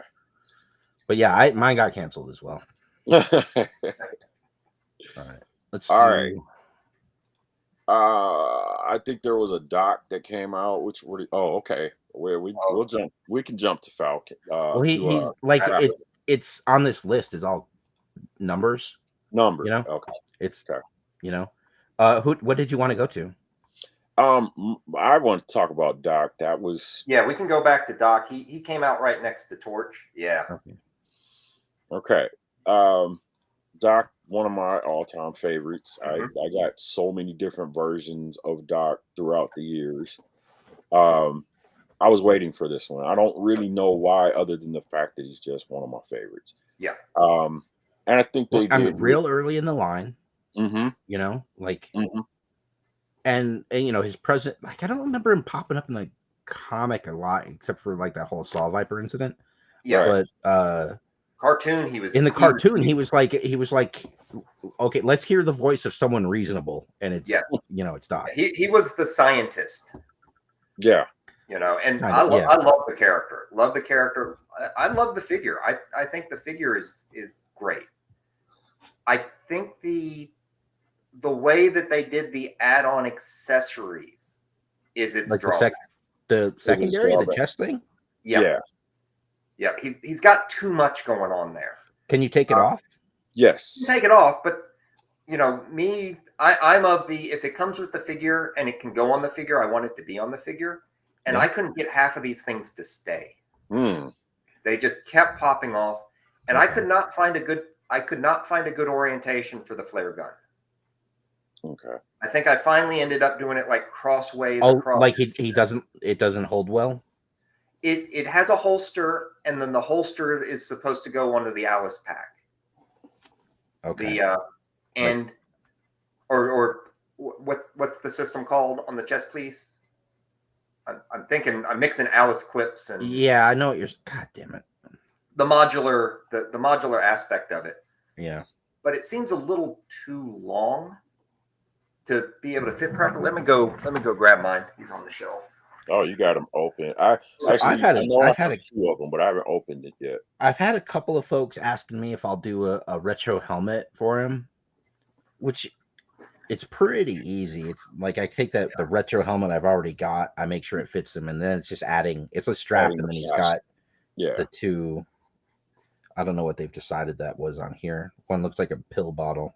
They both look like pill bottles. Okay. So Ben is saying that they messed up the hinge and the stretcher, that it's the wrong direction. Let me. Yes. Oh my God. Yeah. I didn't realize that. Oh, that is a good call, Ben. They really screwed that up. What are we saying now? So the stretcher folds. Yeah. Right. So the stretcher folds like this. Right, but then he's supposed to lay on it. On both sides, it's gonna accordion the person they're trying to carry. Right. Gotcha. Wow, I didn't even think about that. I looked at it as far as a person laying on it. Well, they did that because of the stands that are underneath. If it folded the other way, the stands would all hit. Yeah. But they could have figured that out. They could have figured it out. But I like the idea. I like the folding stretcher. I think the folding stretcher is great. So one thing I didn't know, and that I would like to have seen carried through to here is like the original stretcher for the original Doc fit on the Dragonfly across the landing skids. Yep. That's awesome. What a cool little detail. Yeah. But I didn't know that until this Doc figure was coming out and people started asking, will this work the same way? And I think the consensus is no, it won't. But that would have been cool. Yeah, but this is overall this has been one of my favorite figures. They did a top-notch job with this. Is he is he nice and smooth the way Torch is? Like his legs move real nice, everything just kind of. Let's see. Yeah, he's pretty smooth. Nice. The only problem I have with him is the amount of gear that he has on his chest plates. Gotcha. I mean, Well, it's just tons of stuff, and yeah, you could take it off, but yeah, again, a lot of people pulled that off. They're like, my doc doesn't need no he web doesn't need an view. ammo pack, and Yeah. Well, I'll say this just for in terms of modernizing a figure, I think they crushed it. That's a good way I to think yes, the do it. the Yeah. the sculpting on all that secondary stuff is top notch. yeah, It's all appropriate. Um, yeah, I think he's gorgeous. yeah, they did a really good job. It's interesting that they gave him a taser. So Yeah, it seems more like a Lifeline kind of thing, right? Like, yeah, Lifeline came with a gun, but like, then in the cartoon and even on the file card says he's a pacifist and everything. yeah, I don't my, think Doc's. Doc will kick your ass. So Yeah, I Yeah, think Doc Doc will will punch kick you your right in the fucking teeth. so the taser thing was a little bit weird. It is interesting that in all of his patches, they did not include the Red Cross. Because there's a lot of discussion about that. Of can you be a combatant and have the Red Cross emblem? So he literally Well, I mean, not have does the the Red Cross. Does the Red Cross own the rights to that logo? I believe I believe there is a case of that as well. Yeah. I've never seen a medic in combat that had that on them. Okay. And like, yeah, it's not. I don't believe that that's a real thing in the real world. Not in the U.S. Army anyway. All right. Definitely not in the Navy. Okay. Yeah, the symbol they went with is more like a paramedic symbol. Yeah. Mm-hmm. There we go. Yeah. Got some morphine right down the middle. Yeah, Hasbro can't use the Red Cross. Thanks, Nicotronis. Yeah. I thought that was the case for sure. Just like they couldn't use the Marine logo for Gung Ho. Right. Same kind of thing. It's a real world organization. Yep. So that leads me into some of the newer figures. They're not the 6-inch scale, but the 3 3/4 scale Sarge and what is that? Leatherneck. Leatherneck. There we go. Yep. I was curious. I'm like, what logo are they using on Leatherneck's hat? And so they use that same the C and D over it. Oh, interesting. Was that for like Ratchet? Yeah. Because he used to have the Red Cross. Yep. So I was looking at really closely to the sculpt of Leatherneck's hat to see what logo was on it. And it's like a more, I don't know, stylized type of. I think it's kind of like Gung Ho's new one, but it's actually a little bit more futuristic. Okay. Interesting. Probably just the symbol from Starship Troopers. Maybe, I don't know. The fascist eagle globe. All right. I'm gonna bring up Jinx. She's dope. Who we've got in hand. Yeah, she's dope. Yeah. I have not opened her. I kind of want to. No, me either. Because I feel anything I only got one of, I never open. I think I only got one of her, but she's dope. Yeah, I have just no complaints at all. Yep. A lot of people were trying to say that they had a lot of reuse on her, but like, no, this is pretty much a totally new sculpt. Really? Okay. Yeah. I might try and get a second of her because she's pretty nice. Yeah, I think what it was is I got one because I wanted to see what it was going to look like in hand. Yeah. And then I was like, I'm going to get another one. I got two of my Doc Greers though. Yeah. I just right offhand, I knew it was happening. Yeah. It's an awesome figure when you open him. He's really well done. Actually the shoe sculpt is really good too. I think it's the first time they've used that. So rather than boots, he's actually got like a long on the pant. Yeah, that's what that's like flight suit pants. Yes. Or like Yeah, so that's a really neat sculpt, really really well done as well. Yeah, great figure. And Really there's that combo pack. Yeah. So we finally get Roadblock with a 50 cal, Yep. which I expected a long time ago. And I really still I want them to do a damn retro Roadblock with the 50, and it could be version 1 or version 2. I don't even care. But I just none of them have hit right for me. Right. Okay. None of them have hit right for me. And maybe it's a little bit the face. Go ahead. Okay. I thought because this one is a repaint of the Heavy Amazon one, artillery, right? Heavy. Yeah. Yeah, but he came with a Gatling gun, I think. Yeah,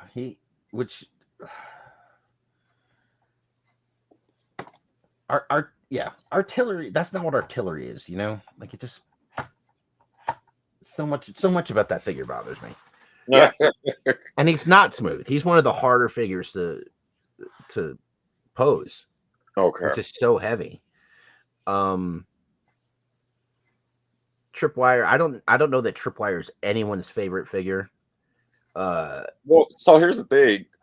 I really hate the original figure, like the 3 3/4 one. So rightfully so, I feel pretty meh about the 6-inch figure. It's like there's Tripwire. Yeah, not you know what I mean? Nobody's favorite.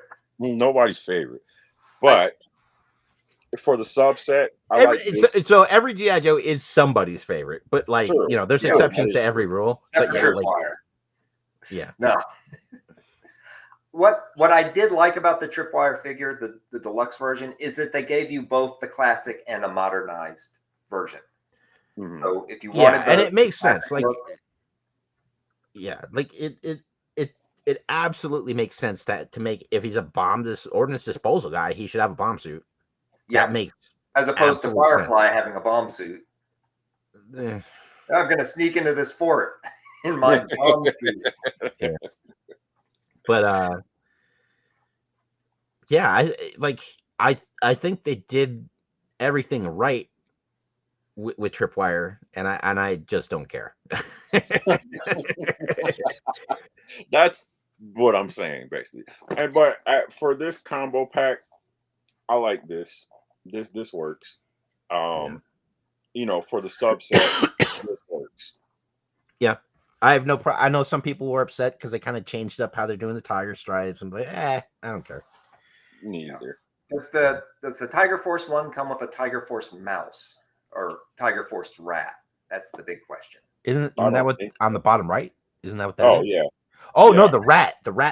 Yeah, it says it includes a McCloud, but I don't see them through the package.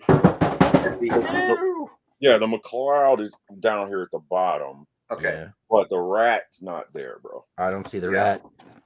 I guess before he joined Tiger Force, the rat bit it. The rat The rat sniffed too close to something. Oh, I see. McCloud is the robot. Yeah. Yep. Okay. Aspra. APSARA was the name of the rat. Yep, he must have gotten his one-time use. Yeah, he's like the canary in the cage. Yeah. He's only good for one use. So yeah, not a whole lot to talk about here other than the fact that, like, I think together this works as a combo pack. Great idea. Yep. Great idea, because on the shelves separately, there might have been a lot of like leftovers. Yeah. There's definitely perceived value of this pack. Yeah. Yeah. That's how I figured out. Yep. All right. What do we got? What else we got? There's the Night Force Ram. The low light and Spirit. Oh yeah. Bring that up real quick. This is dope. It's the recolors. I think again, I think just marketing was like, let's just put them together We'll have less of them just sitting on a shelf. Yeah, I think it was a good idea. I don't think either of the characters really. I think a lot of them would have sat on the shelf. I think the 2-pack adds value. I am a little disappointed because I always had respect for Spirit, but to find out that he's 2-timing on Freedom. Yeah, I don't understand. Is there any kind of canon anything? Like where did Niall come from? No, I'm not sure. They just didn't want to do Freedom twice. Well, I'm guessing they looked at the common sense of it and probably determined that eagles are not nocturnal. And they're like, yeah, it's not an way owl. past his bedtime to be of use here. Mm-hmm. An owl would have been cool. We say it's a different type of bird. Yeah, I wish they could have found a way to make the bird not partially cut off by the packaging in the display window. That would have been nice. I don't like the light blue on Lowlight's gun. I wish they had gone with either the dark brown or the dark green. But otherwise, it's not bad. I'm glad we have another Spirit. So oddly enough, like I actually had the original figures of these. Like there was one Christmas where we just got a bunch of Night Force shit. Oh. And so we actually had these figures. I didn't have the first Spirit. We might have had Low Light, but we definitely had a bunch of Night Force stuff. So there's definitely a special place in my heart for it. Well, so here's the thing. I'm going to retract everybody. These aren't Night Force. They're Mad Marauders. Mad Marauders. Sorry. Oh my goodness. Yeah. Thank you. Yeah. So I'll sit here and look at the bird. Like, why did they change Spirit? Yeah. So in that case, I mean, you can't get more American apple pie than Freedom. So yeah, why did they? That was kind of disappointing. That's weird that they changed the bird. As long as he can still hold his gun, that's fine. Okay. Well, like I said, as a 2-pack, a lot of people aren't subset guys, so having them be separate meant that somebody's going to stay on the shelf, or they would have somebody that was going to be, what they call them, shelf warmers. Shelf warmers. Yeah. This is like, okay, either you're going to get it and you'll get both of them, or you're not going to get it. Yep. Yeah, I think it's a smart marketing move for a repaint like this. Yeah. I like it. It's pretty dope to me. And Barbecue was lonely. That's why Barbecue went to Ross. Yes. Yeah.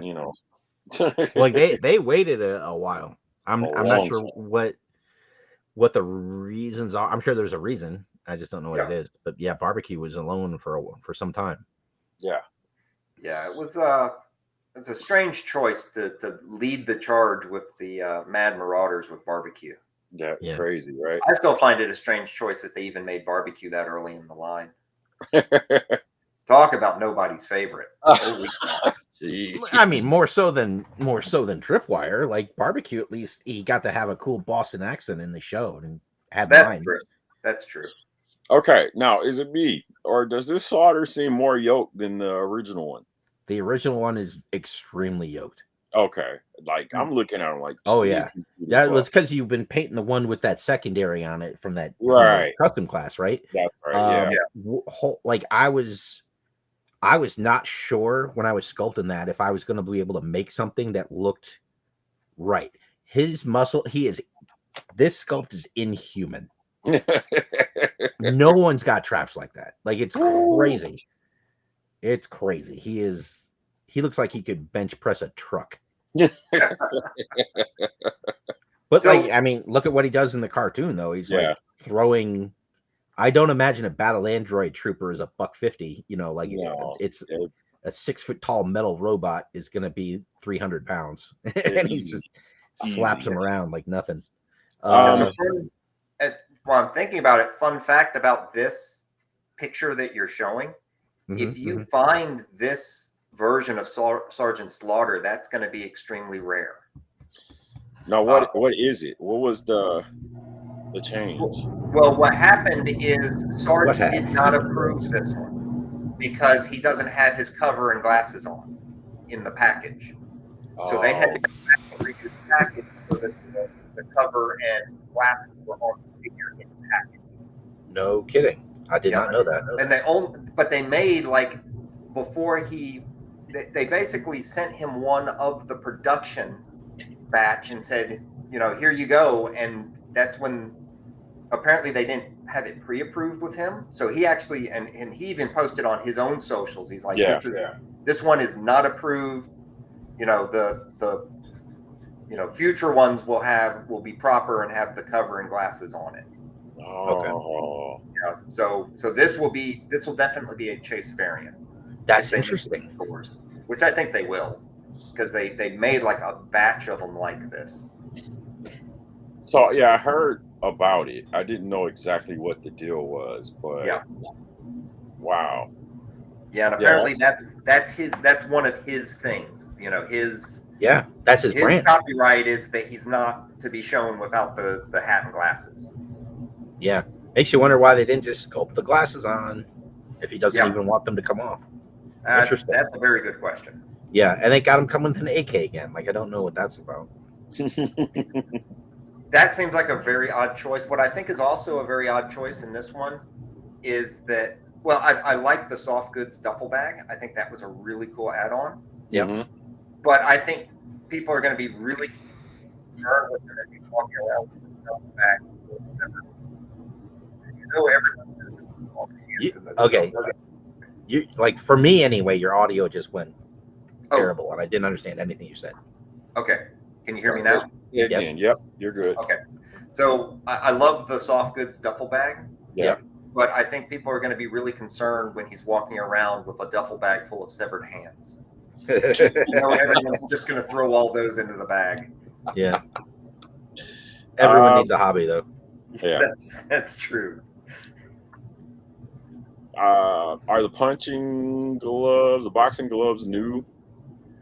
I'm pretty sure they are new to Sergeant Slaughter, I think. Yeah. They're the big BOA boxing gloves. Yeah. Which I think is a good idea because now you can actually have a boxing match. Yeah. It makes a little bit more sense. Yeah, I think it's a great touch. I don't mind honestly, for me, the gun's just a weird choice again. I think they easily could have thrown in the XMLR that they're throwing in with everything now. That would have been. They could have just swapped that out, and then no one would have thought twice. Right. Certainly, like, I mean, he barely appeared in the comics, and I don't remember if he had a gun. I think he was just driving the Triple T. But in the cartoon, the only gun he ever touched was the standard laser rifle they all carried. Yeah. Mostly he was just his fists were his guns. Yeah, his guns were his guns. His guns were his guns. He is super yoked, man. Yeah. But overall, it's an awesome figure. I'm glad that they did another Sarge. Yeah. Now I do hope that they do the Sarge that came with the Warhawk. I'm working on like a custom kit. Oh, nice. Let me. Yeah. I got it right here. I already did a custom. You pull out yours.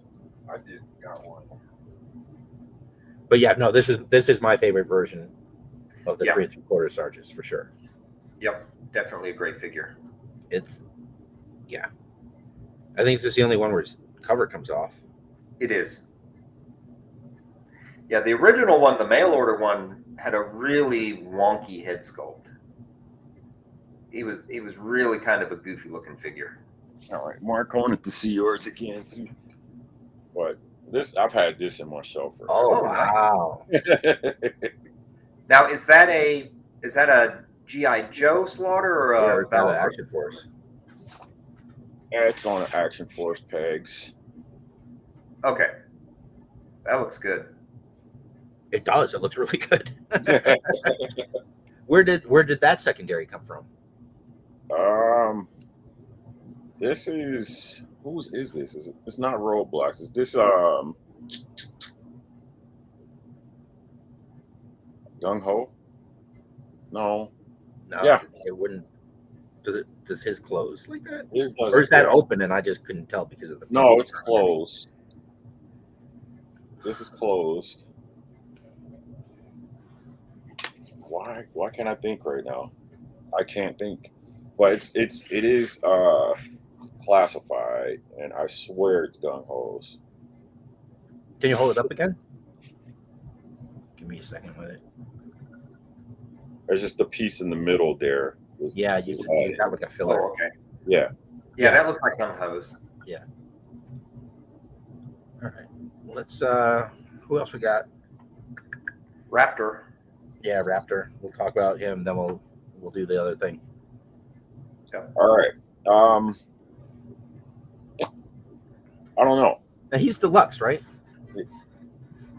Yeah, I think because of the wings. Yeah. This way. So that's like the wings are the whole thing for me. Like it's just not necessary. He never flew. He wasn't the vulture. Like he dressed like a bird to make his birds more comfortable. Yeah. That's it. Like it's like they're making it so like he's supposed to fly. Yeah, I think it's an interesting. I think it's an interesting add-on. I kind of dig it. I kind of like it. Yeah, I think I'll probably at the end of the day I'll probably love it. Yeah, but I don't. It's just not necessary. Yeah, I think it makes him not so much of a silly character. You know, it does add the cool factor. Yeah. Which is then taken away by the fact that they used an accounting pun for the name of his bird. The bird's name is General Ledger. I don't care. I think that's awesome. I really don't mind that one bit. So for me, that actually bugs me because one of the unmade G.I. Joe figures that I would love to see made is Admiral Ledger. So I don't want a bird being named General Ledger. Yeah, good point. Yeah, it's yeah, I wish we had an action pose bird versus hood on, wings back, and that's it. That's all he's got. Yep. So I would rather have had that. I don't need the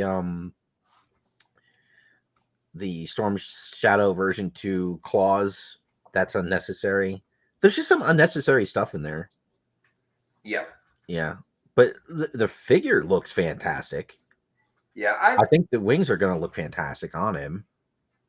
Yeah, of any of the figures that they took a risk on modernizing, I think they took a risk, and I think it works. Yeah, because for me, the original character was just kind of goofy. Dumb. Yeah, goofy. And obviously I had them, but I'm just saying, just in general, if you like, oh, we're gonna do Raptor, yeah, they were gonna have to do something about them. Yeah. And like, truth be told, when I was a little kid and I had him, I sure as shit pretended he could fly. It's my adult suspension of disbelief that has a problem with any of that. But in the comics, like, there's a real great page where Cobra Commander is basically making fun of him, and he explains it, and then he gets like a model of the APC and swings it around, and then all the birds take off in different directions. And it was for me, it was like one of those really well written comic books. And so like I've always had a soft spot for Raptor since that. I don't think he ever showed up in the cartoon. Mm-mm. I don't think so, no. Yeah. So I got it, but like this wave had like 2 or 3 deluxe figures in it, so that kind a lot of deluxe figures. Yeah. So I guess that brings us to this. The thing. Here we go. All right. I'm more just like disappointed in all the negative energy from the community than I am Hasbro's poor handling of this. Yeah. It's just both things bother me. Okay.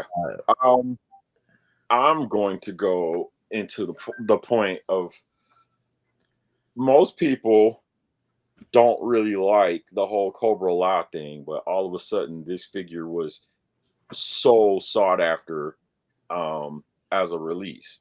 And I'll speak like, see this? Mm-hmm. What am I going to have? Am I going to just have a spot missing a number? Like, I'm collecting this line. I'm collecting everything from this line, good or bad. You know, I didn't not buy Falcon. You know, I've got him. I've got all the stuff. I'm trying to have a complete collection. Okay, So gotcha. they could have taken a shit in this box and put like the number on the side and still buy it because I'm completing my collection. Okay. So whether I like it or not is kind of irrelevant. But yeah, like it's just frustrating knowing there's people that bought 10 to 15 of these things and then other people that Yep. couldn't get any. Yep. Eh, Um, I'm also just not a guy who's got nothing better to do than go online and like start arguments with people. Like, well, all right. All that being said, I think as a character, this is one that the original line, you know, they left money on the table. So I think that Classified doing this figure and making it exclusive was a smart idea. It was the right idea. It's a character that like many don't have to have in their collection. mhm. So it should have definitely been an exclusive. You know, great idea. I think the problem really winds up being, and we kind of go back to it, is availability and how they were going to do it. Yeah. Okay. I think one way that they could fix it is I personally do not think that exclusives should be numbered. Boom. Because that creates I have a missing number on my shelf. I have to get this. Yep. So I think a lot more people would be fine with this as I don't have to have this to complete my numbered series. It's a bonus. Okay. Looking at this, what I am actually surprised about is, you know, the Cobra Commander himself is pretty basic, right? There's not that much tooling involved with that, but holy cow, that snake thing. Yeah, that thing is gorgeous. That was gorgeous, and that's a ton of tooling. So I'm surprised for a one-use thing. There's no way they could reuse that for anything. So I'm kind of surprised they went all out. I just heard Hasbro say, "Hold my beer." Hold my beer. Yeah. He'll be in the Power Rangers line or something somewhere. But it's a gorgeous sculpt. I think they probably reused most, like the legs, the feet, the pack, the gun, the hands, the helmet. Most of it's the Cobra Commander we got with the hiss. Yeah. You know, which is going to be the retro one as well. So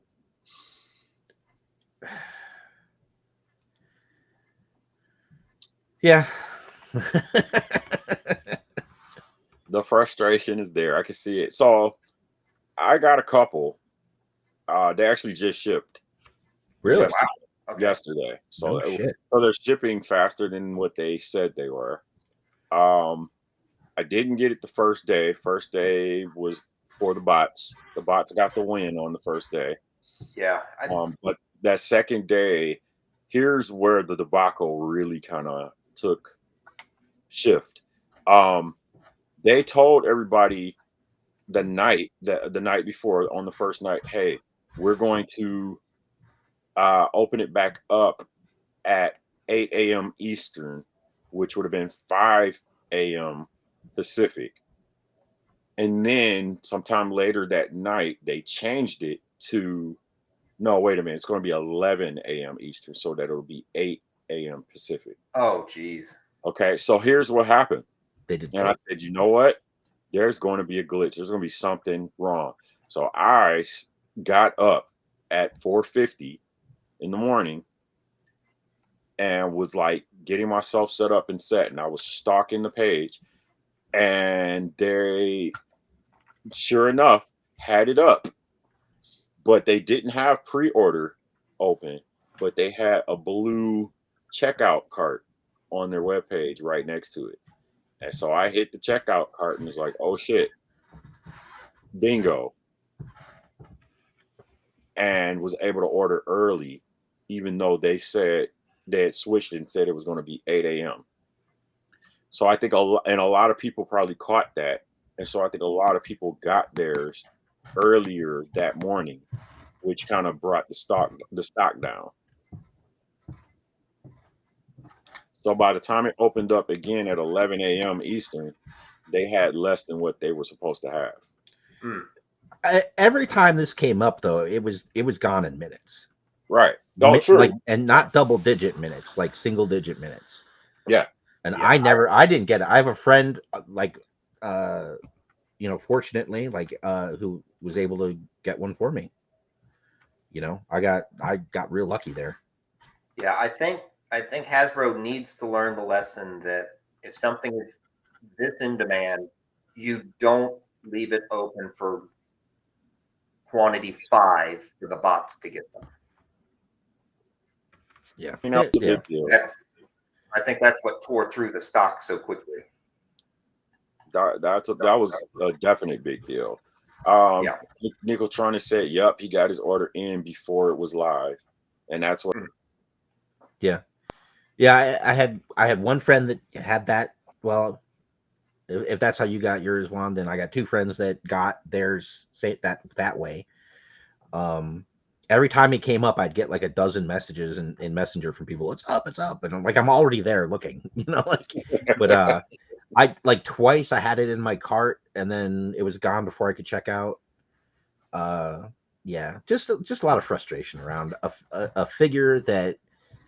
I think where the division really is if you were reading the comics, if you were a person in the 80s that like couldn't wait to get their hands on the next issue the next month, and you were reading the comics, then it was in your mind. Cobra Commander was a used car salesman. He was not a fucking alien or whatever the hell. And like, so like when Cobra Law came out and it's like, surprise, he's this. That just rubbed a lot of people the wrong way back in the day, and it never came to terms with it. That said, I really like what they're doing in the comics right now. I'm really curious how they're going to handle Globulus, because he's coming. Yeah, he's definitely coming. Like we got Nemesis Enforcer, and then I think we're going to get a Globulus. We're going to get Pythona. I hope we get those goofy bug dudes. Oh, the Royal Guard? Yeah. Everything that was in that 3-pack, we should eventually have a classified of. And that's fine. It's a part of the IP, and whether you like it or not, like acknowledge that there's still cool things about it. Yep. Yeah. Oh yeah, I want to have my Nemesis Enforcer just like throwing down with Sergeant Slaughter. That's what that's going to be on one of these shelves once I wonder if Nemesis Enforcer will fit in the Diddy bag. The itty bitty Diddy bag? I doubt it. He's monstrous. He's a big boy. Yeah. Maybe his hands will fit in there. Maybe that's Sarge's thing. That's his thing. Instead of ears, I put hands. No, it's not ears. It's he takes his hands and throws them into the Diddy bag. Terrible. So, big. That shook the collecting community quite a bit, because I think a lot of people were getting like the Hasbro Pulse Premium so that they could sort of guarantee being able to get him. It doesn't guarantee you anything. It doesn't. It guarantees you that if you're able to order something, your shipping is free. Right. That's it. That's it. That's what you're guaranteed. And so a lot of folks really going to be able to get it. Like that's why they got. I get the argument. Like it's a San Diego Comic-Con exclusive.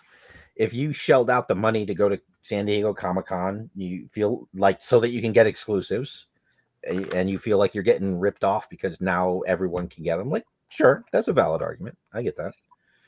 I don't, because it's not easy to go to San Diego Comic-Con. Oh hell no!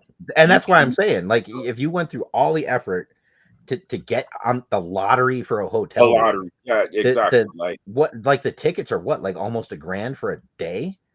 Like Yeah. it's something crazy like that. It's really expensive to go to San Diego Comic-Con. And it's Yep. like, and I've never been, but just from talking to people, it doesn't sound like there is absolutely nothing quick and easy about that trip. no. Even if you're in California, Right. I've been you know, you're kind of breaking up. don't know what's going on. Let me know when I'm clearing up. You're kind of clearing up Nothing. now. Okay. I've been 3 or 4 times. You have to. As soon as he gets to the interesting part, he breaks up. Yep. Oh, come on. Come on. Yeah, just keep saying stuff that's uninteresting. You'll come back. And the thing about getting my tooth pulled, Perfect. So, no, the way that you even get picked in a lottery, you have to have like 5 or 6 people all trying to get tickets at the same time so that we can all kind of go together. Yeah. Wow. It's crazy like that. So like from like I can appreciate that. Like it's like just getting to San Diego Comic-Con is such a hurdle, financially, and like the stress involved with it and everything. Like I get wanting to have an exclusive to yourself. I get it. But that's not the case. That's not what Hasbro did. So if they're gonna put it up on Pulse, why can't I get it? Because Yeah. So they just made that stressful. They're like, here, enjoy some of the San Diego Comic-Con experience. Here's a bunch of stress. well, I think what's interesting, I read about this that might put some context to it. So the way that San Diego Comic-Con works is for a big corporation to come in, for like a Hasbro or a Mattel or somebody else, they are required to have exclusives, which are exclusive to San Diego Comic-Con. So as much as that sucks, I don't, in order to, and it's not that they just have to have exclusives. In order to be there, in order for them to have a floor presence, they have to have an exclusive that is only at San Diego Comic-Con. And based off of that, I think they can only sell whatever stock is left. They can't just turn on the production of the figures and meet the demand that's there. So if since their desire is to be there at San Diego Comic-Con, I think that's kind of what you have to put up with. Yeah. Okay. Much of it sucks for the collector. Well, problem being, and this is because I know people that were there, like on the floor. At first, they had just one limit per entry, like per Comic-Con entry. Okay, you can only get one, and they said by like Saturday, sometimes Saturday, they started letting people get as many as they wanted. There was no limit. So they had the stock. They had the stock, yeah. So it really wound up being like, I know people that like earlier on they were only letting you get one, and then late that weekend they started letting people just buy them up. Yeah. I had a friend that went who got his hands on a double-digit quantity of those things. Really? Okay. Yeah. So, yeah, it is what it is. People are just naturally, like, people are emotionally invested in their collections and don't want to be left out. But that's, if you have an exclusive, it means you're excluding someone. Like, it just kind of is what it is. It's unfortunate that it causes so much stress for people. Yeah. I mean, the best way I could put it is that if you're a toy collector, you're stressing yourself out in a sense. Yeah. And then they just kind of add more fuel to the flame by making it extremely difficult to get something that you should be able to get, kind of Yeah. thing. Right. And then it's just human nature, but like Yeah. it was probably Saturday and they're up on eBay for $200 or whatever. Oh yeah. And Well, if you're spending $1,000 for a ticket, sure, you want to a yeah, lot of way. you want to I recruit. assume that getting exclusives and reselling them is a lot of the way that people justify their ticket cost. Sure. Well, there was no shortage of craziness that happened because of it. FOMO is a real thing. That's Yeah, right. no kidding. Absolutely. No kidding. And I found it interesting. So like where Mark was going, man, dude, the negative side of all the comments and things like that, I actually was cracking up. I was having a good time just sitting in the background reading it because I'm like, had Hasbro come up with a smoother, more efficient way of doing it, we probably wouldn't be talking about this. Yeah. But they botched it in a bunch of different ways. I had no problem getting Serpentor. I had no problem getting Mindbender. I had no problem getting Zartan. Is that it? Is that all? Yeah, those are ones. Mindbender, Serpentors, Artwann. Yeah, I had no problem getting any of them. But this thing, like, we went backwards a little, I think. Yeah. Well, I think it's two things. It's number one, they are refocusing their manufacturing as far as how many of any one given thing they're making. Yeah. And number two, I think it's because so many people were negative about Cobra La going into it that they probably looked at it and said, you know, this isn't exclusive, but it's not going to be a very popular figure. I think they were probably too far along. By the time we knew what it was going to be, I think their numbers were locked in already. Oh, that's a good point. Yeah. And I actually would have gone the route of doing the whole Cobra La team as like some sort of like special exclusive thing. Yeah, like a 3-pack. A 3-pack or something like that. Yeah. That would be a pricey item. It would have been like a $90 or $100 item just to get one, which would have cut down on people buying 5 and 10 exactly. and whatever. Maybe. Right. Maybe. And to Ben's point, that's what I'm saying. They've done the exclusive 3 or 4 years in a row, and each year they've actually kind of messed it up. So it seems like you would get a process that would actually work. Oh, wait, we forgot Chuckles. Yeah, Chuckles was. Chuckles. And and that was the first one I thought of too, when I started listening to them. Yeah, Chuckles they screwed up. How was Chuckles screwed up? So the way it kind of went, that I remember a couple of years, they had like a code. Yep. And only people, so it was supposed to be only people who went to Comic-Con could get the code.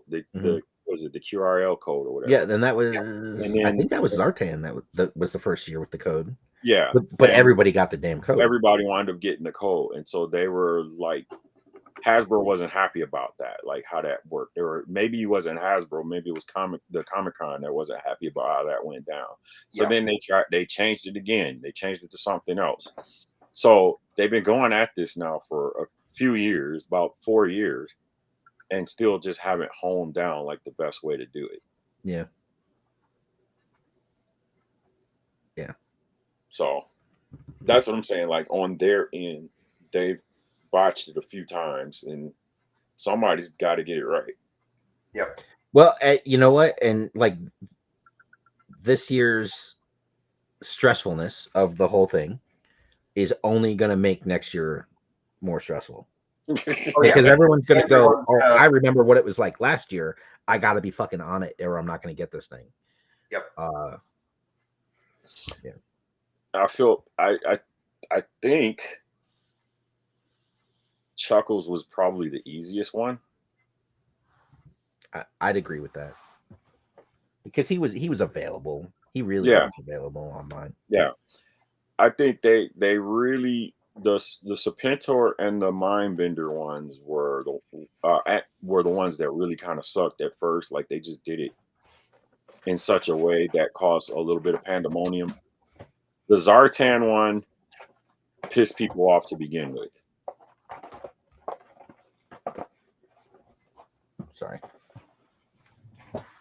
I noticed something and I had to look. Oh well. So you were able to get the other 4 previously, no problem though. Yeah. I was able to get all of them when they came up. Yeah, it's like if you're waiting, if you're at your computer refreshing the screen, waiting, it pops up, you put it in your cart and you go straight to purchase and it's gone. Like that's a problem. Well, here's the other part of that. The problem was right before Comic-Con, Hasbro Pulse changed the website. They changed the way you pay for stuff or whatever, and it screwed up a lot of people because before all your stuff was in there and set, and all you really had to do was purchase or buy it now or whatever it was, and it would have all your stuff in there already pre-filled out. Yeah, and you just buy it. This one was having some sort of glitch where it wasn't recognizing your phone number or something in your address. So then you had to go back in and retype everything out or something. And it was slowing people down.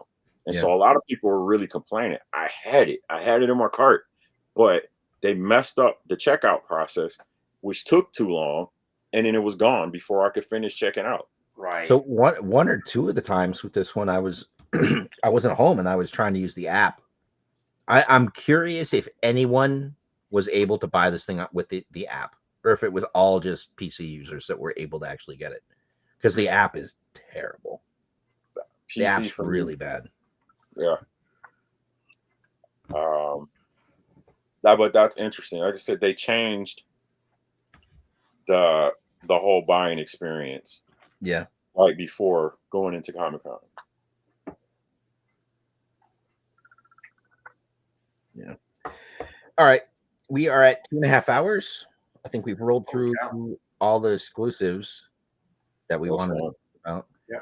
We didn't do the 60th.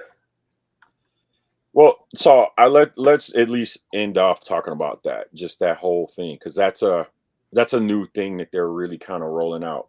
Yeah. So they're doing got a pilot and a sniper. Yeah. Yeah. A bad pilot because they come with the opening parachute. So, well, sniper, I think a lot of people were just kind of ticked that it was a female, but I mean, as a character, just an extra character, I like having this character or figure. I like this the because it isn't a character; it's a figure. It's just a figure. Yeah. Everybody's pretty stoked about the soft goods on it. That's the ghillie suit. And I'm curious if that ghillie suit will work on a male figure if it's too damn small. Yeah. Good question. Yeah. So only time will tell on that. Yeah.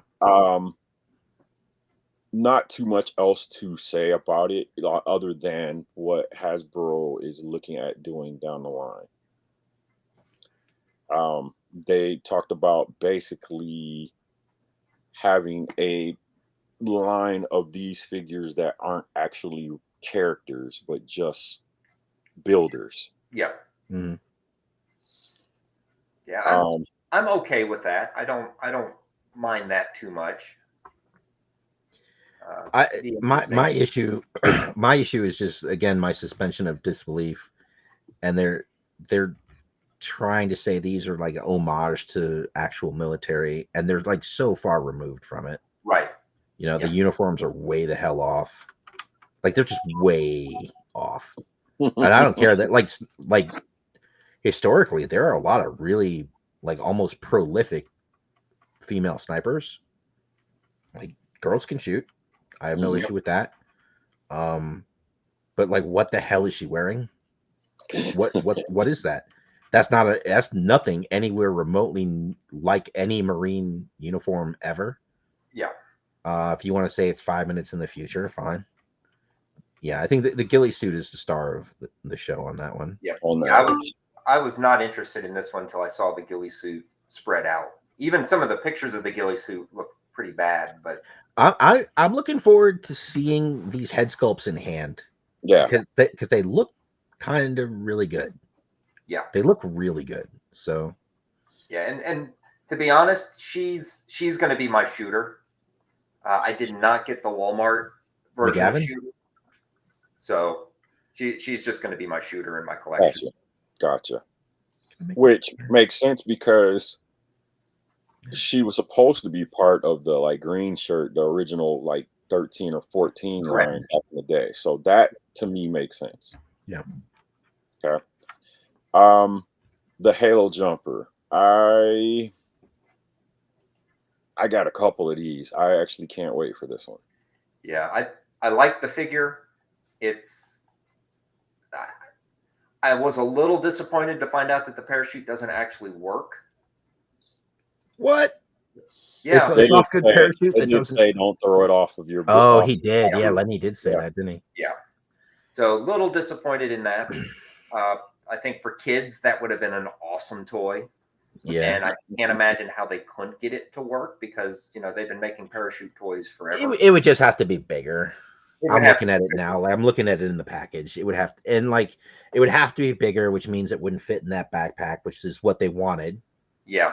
So okay. It kind of makes sense. And oh my God, did they have that stupid double-barreled gun in here again? What are these guns? Jesus. These are all terrible guns. All right. So for me, as a figure, I'm really liking this. I like the figure. I like the parachute. The I'm sure a lot of people are going to turn this into hit and run.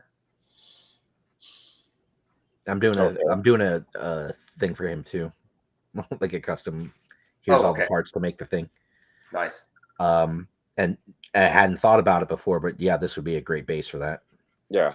A lot of people have been mentioning like. So here's the thing that just I can't stand with this. He's got like pretty good paint apps for the camo, and it's like it's the old jungle pattern that the Marines and the Army and even like Navy used in like through most of the 80s.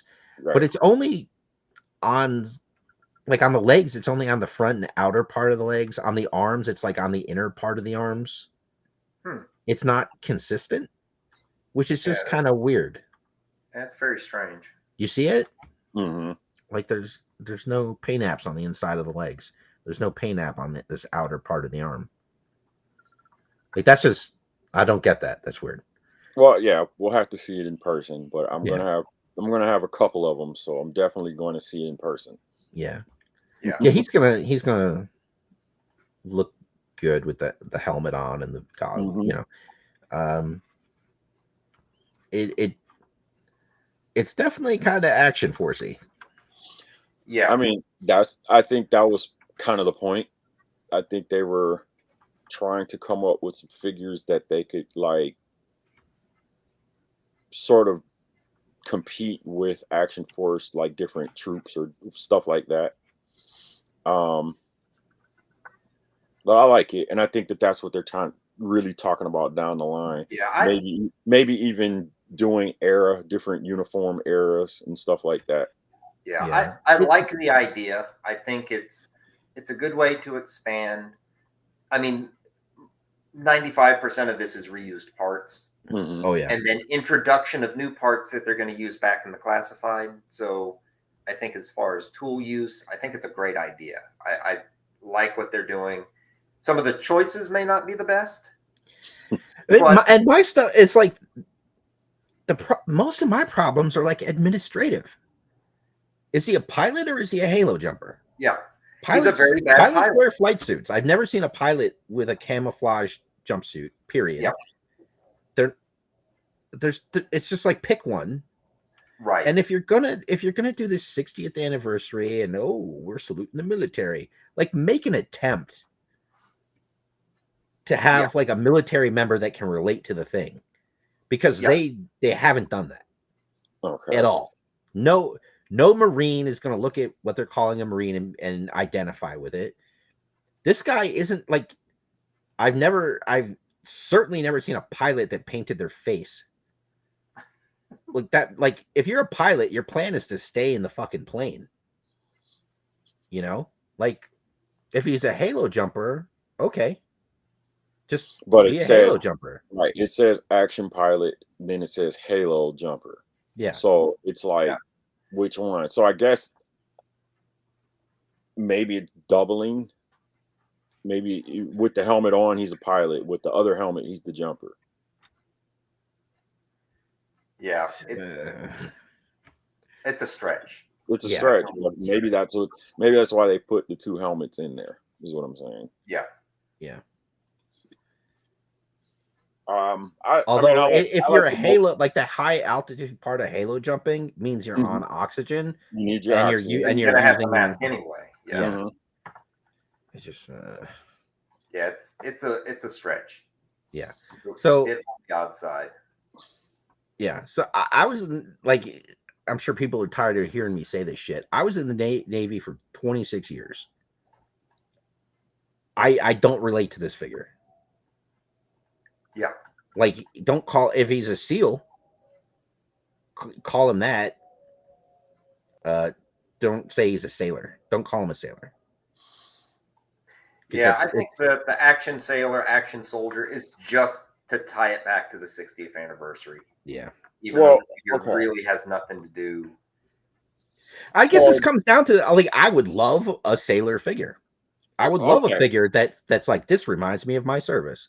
So I would love that. That'd be great. This is the montage to the original action sailor. Okay. Let me get you. You know, that's the 12-inch original montage for the original action sailor. So I would love something like that, honestly. Okay. But they've done what they've done. Go ahead. Sorry. So according to his chevrons on his sleeve there, the gold, the chevrons and the rocker, that makes him a chief petty officer. So he wouldn't be wearing that uniform. Oh, that uniform, right. Right. And then it's gold, which means he's got, I want to say 12 years of good service. It means he didn't get in trouble for 12 years. But his stripes on his sleeve are red, meaning he either hasn't hit 12 years yet or he got in trouble. Yeah. So it's those are mismatched. Yeah. And just a quick question, Mark, would someone with that high of a ranking be on shore patrol? Yes, absolutely. He'd be in charge of it. He'd be leading the other shore patrol folks. Sure. Okay. Yeah. So that kind of makes sense. But the other action sailor from like the original action team has the sailor in the dive suit. There's an orange one and then there's a black one. Yeah. Okay. Do any of those really resonate? Like I got the box here, but it's actually under a bunch of stuff. Just divers are few. Well, so there's Navy swimmers and there's divers. There's people that have to go under the boat and work on shit. There's diving and there's combat diving. Right. And that's SEALs. Period. Or I mean, you could like wiggle the timeline around and say it's UDT, like the underwater demolition teams. But it's still like this teeny tiny little minuscule bit of like the percentage of people that served in that branch of the military. It's kind of weird. I just wish it was more broad. I wish it was something. I wish they came upon a style, something that just represented more people. If we're gonna say, hey, we're saluting the military, and then just like you're just like trying to make something cool and it's nitpicking. It's stupid, and I'm sorry. Yeah, no, I kind of get it. I get it, but like, different uniforms or that might actually come up in the Navy setting. One of my favorites was the Cracker Jack uniform. Yeah. Now, I've never actually seen Joe or anybody else do that. Yeah, I've never seen I've never seen a plastic figure like a like plastic below figure 12 inches. that did it exactly. Yeah. Did I get the right boxes? I'll tell you what would have been good. Get fucking Tripwire in his bomb suit and make him EOD. Make him just, call him an army bomb disposal guy. There were a shitload of them in Iraq and Afghanistan. Not a shitload, but like more than there were what these figures are. More than, well, I'm only speculating, but could it be because they don't have licensing to use those? Absolutely. It could absolutely be that. Because like me, I've made something that I kind of ran by you. I don't know if there we go. Stuff that I've ran by you, and you're like, that's pretty decent. I don't know if I Are got you it. reversed? Is your screen? Yeah, his screen's reversed. Yeah. Reversed, Okay. yeah. All right. But like I've asked you, like, is that a fair representation? He's like, yeah, it's pretty good. You were like, that's pretty good. Yeah, and so they've changed that uniform since I got out, and so now I think he's got some piping on his wrists. Like, yeah, right here. Yep. Yeah. It didn't have that until that is a recent thing. What you've got is accurate to like everything before 2022. Okay. Like for the entire, like going back maybe 100 years. Right. Yeah. That's cool. Well, and it looks even cooler when there's like a bunch 5 or 6 of them on your flag. Yeah. It's like, that's pretty sweet. Yeah. I was gonna do the navy blue ones. Yeah. The really dark blue ones. That's coming next. Yeah. The so that one, like the one the sailor you held up, the one that he's wearing. Do you know about the buttons?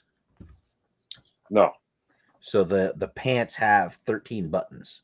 So it's like it doesn't have a like a zip or a fly. It's got like a big flap that comes up and it's like 13 buttons. So like, and you only wear that thing in like special events. And at special events, we have this thing where we drink. And so like when you need to pee, like, and you rush off to the head, you got to fuck with all these goddamn buttons. Yeah. Wow. You know, another thing, and I hate when people say this shit to me. Oh, you know what you could do? It's like, God damn it. But what you know what you could do, Artwann, is you could do Liberty cuffs. So Liberty cuff, you know what that is? Yeah. Okay. Yeah, just fold the cuffs back and you can have like a dragon or something. That'd be sweet. Yeah. Yeah. Liberty cuffs are cool. I'll make one like that pretty soon. That's a good idea. Yeah. But like if I were to get a 6-inch where it says Action Sailor and it was like either something like that or they put them in the dungarees or something where it's like at least iconic. There's been a like even in the short time I mean I was in for a while, but we had like 7 or 8 different like uniforms come and go while I was in. We went from dungarees to utilities, which like took away the bell bottoms, right? The same color scheme. Then we went to this peanut butter thing. I think it was like the NW, the Navy working uniform. Yep. And I think that might be gone. And then we had the blueberry things, the blue digi camo, and I think that's gone. And we just went through a ton of fucking uniforms while I was in. And it's all probably like, you know, some congressman's buddy's company is going to make them, and they make them cheap, and they get this multi-million-dollar contract. They get the account, yep. Yeah. Because none of them were good. Dungarees were awesome. They like in terms of fashion, they were way out of style. I went in 96 and we had dungarees for the first like year that I was in. And then they went to the utilities, which is more like just wearing Dickies. But like the dungarees, man, you could wear them fucking things and They were goofy, but they were comfortable. They could take a beating, and then everything just got like cheaper and cheaper and cheaper. As far as how they were made, not Yeah. and like they don't just like issue you uniforms. Like you get that in boot camp, but then you got to pay for everything after that, and they give you a uniform allowance, but it's not enough. Yeah, good stuff. I don't know where he went, but I'm going to take him off the main screen. No, I was going to show you one more thing, but all right, no, go ahead. These are kind of like my latest thing. Those are cool. Oh, nice. If that makes any type of resonance with you. How are you doing the crow? Is that a water slide decal? No, that's printed on there. Yeah. How? Oh, it's like a relief. Yeah. Okay. Gotcha. That looks good. Did you kind of model the life vest after Cutter a little bit? Yeah. Cool. Nice. So, I mean, just trying to get sort of like, I don't want to say realistic, but more something that looks more iconically like sailors on the flag, basically. Yeah, those are awesome. Thank you. There aren't really any deck guns, are there, on the flag? I never had a flag. I'm just thinking, like when a ship goes into a combat situation, they go to general quarters. Mm-hmm. So, and then you have a general quarters assignment. Like some people just have their regular job, like if they're an OS and they work in combat. But like if you're a cook, chances are you're manning a fucking gun. And so you go outside, you put on your maybe you've got a flak vest, maybe you just have the light vest, but you're definitely wearing a helmet. So that might be something to think about. I don't know. Okay. But where would they go? like on the actual flag, where would they go? I don't know. Yeah, there were 3 that more or less cannons. There's cannon, yeah. They're not manned, but they, that's that 2 of them you can't even really see because they're at the, they're under the one end of the deck, which is always a weird section of the toy where the fan rail is at. That's where the money's at. Yeah, but ships will always you'll have, even back then, I think they probably had 25 mics. They definitely would have 50 cals. They would have had people with M60s just to repel like small boats and stuff. That's like one of the big threats. If you go to the Gulf, is Iran will come at you with like swarm tactics. And so you need things that can shoot down and not just up. You need to be able to angle down, and you need small arms. You're not going to shoot a cannon out of a small boat. Missiles, and you can use the Sea Whiz on them, which is cool. Yeah. So while we're talking, I've decided I'm gonna buy me a probably something near a 40-foot sailboat, and me and the wife are gonna live on it, and we're just gonna sail away.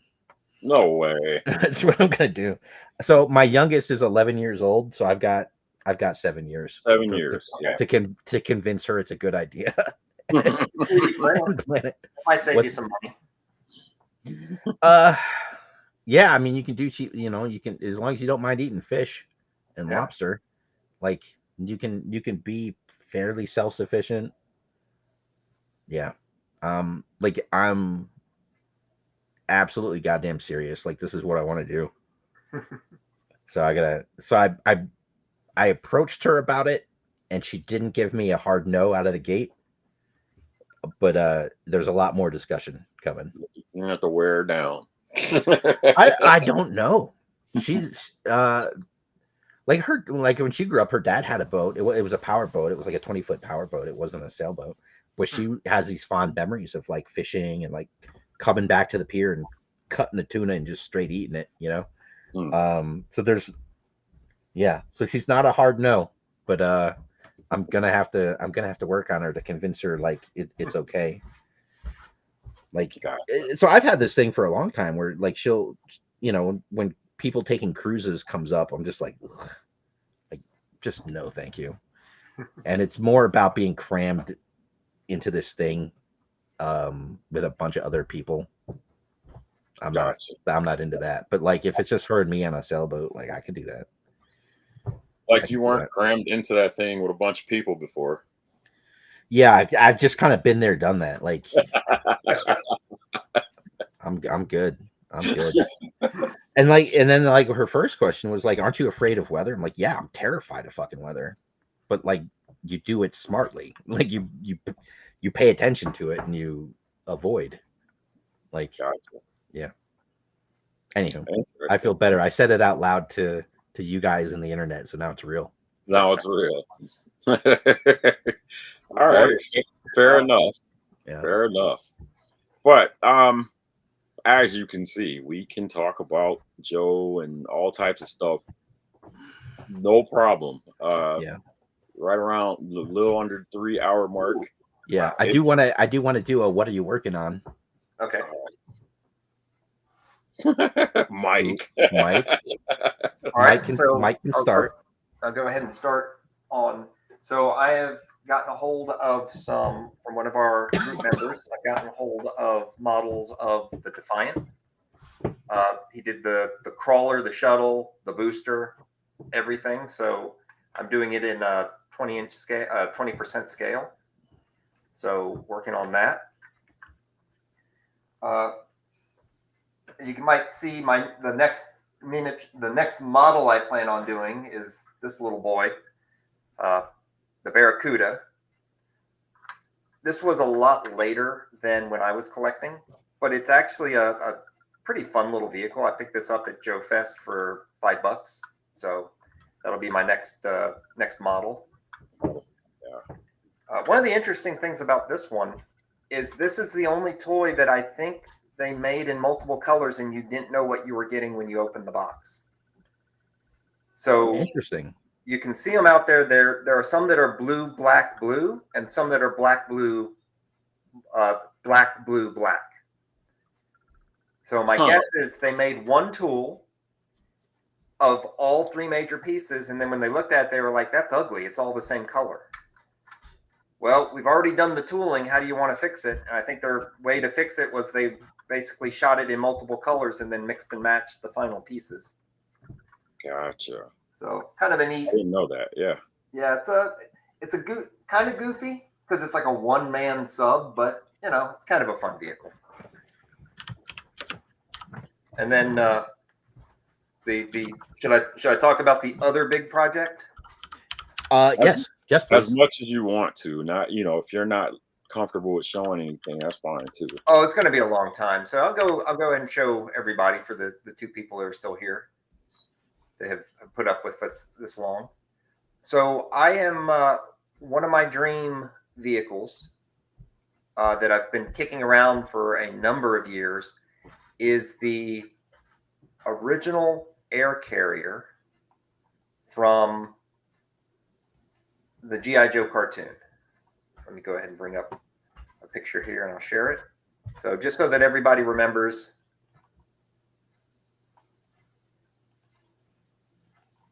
Let's see. Should be sharing. Okay. So I'm sharing on my end. Can you? I just wanted to pull this up real quick. Yep. Oh, okay. Yep. There's the Barracuda, and you can see the color variations. Ah. And they also did a Cobra version of it, so there's two color variations of it as well. Cool. You're gonna have to do one of each.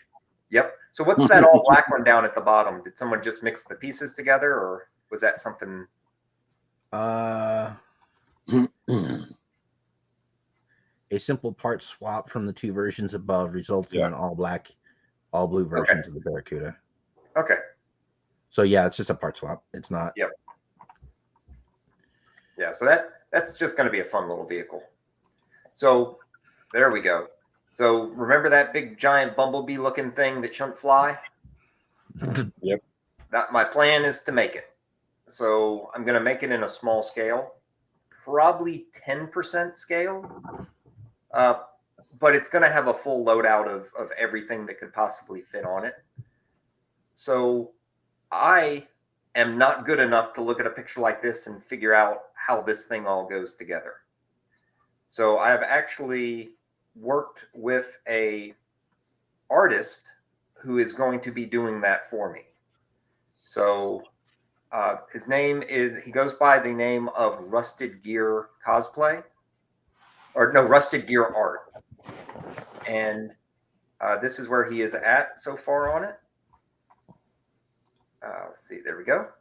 So he's doing full orthographic drawings of it for me that I'll then convert into 3D models.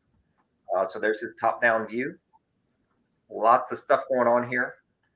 So from the cartoon, it showed up in the mass device. There were his tanks on the deck. So we scaled it so that we've got his tanks on it. There were flak cannons during the main assault. So I wanted to make sure I'm going to print some flak cannons and have on it.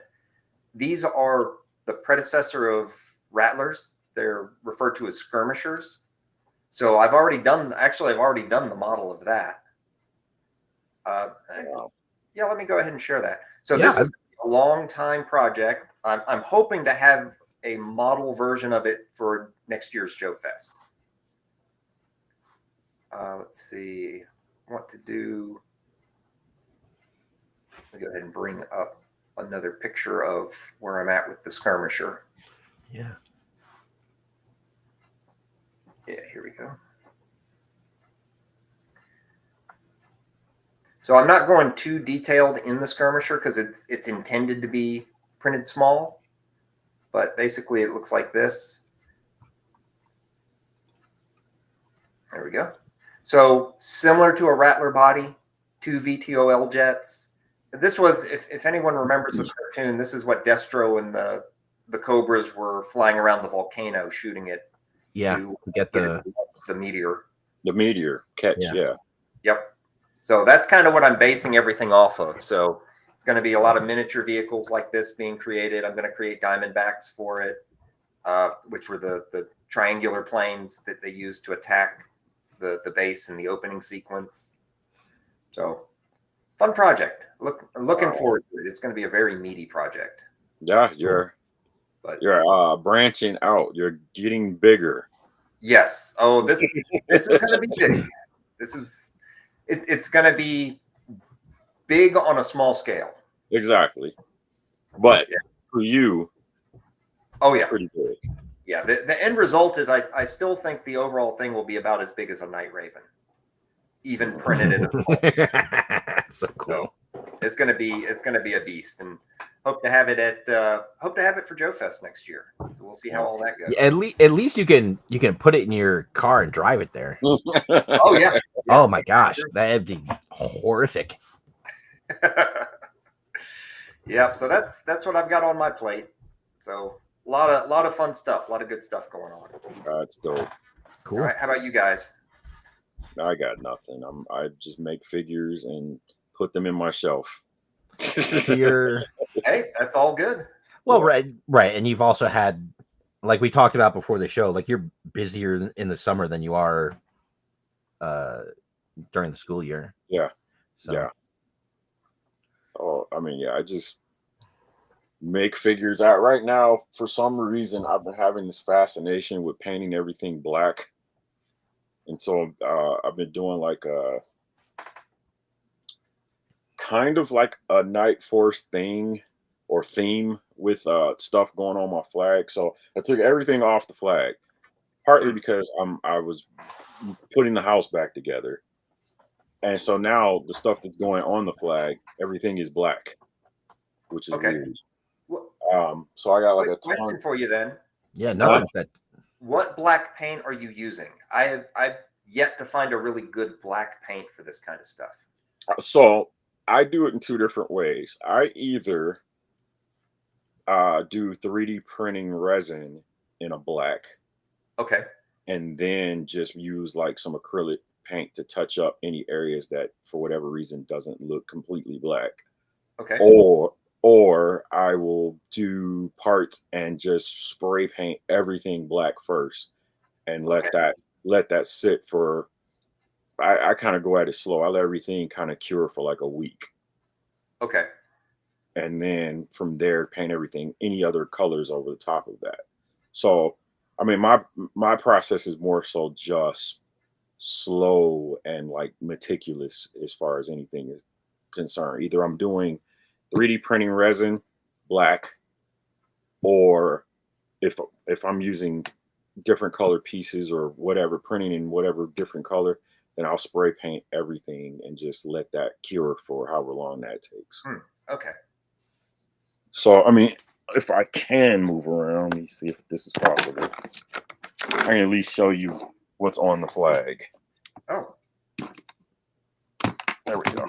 The inner sanctum. Yeah. All right, so I'll turn the lights on.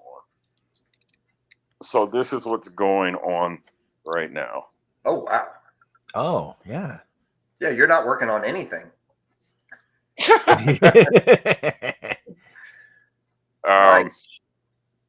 So I got this bird. I didn't do this bird. I got that customized during Joe Fest. So my buddy Franklin Stein did this for me. I purchased the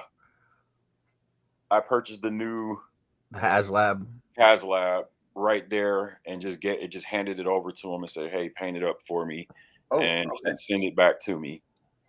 And then from there, just been kind of doing a bunch of figures. What's going on with the wings? So they have when I put it together, you kind of pop the wings in. Oh yeah, but they kind of like do a yaw or a shift or whatever.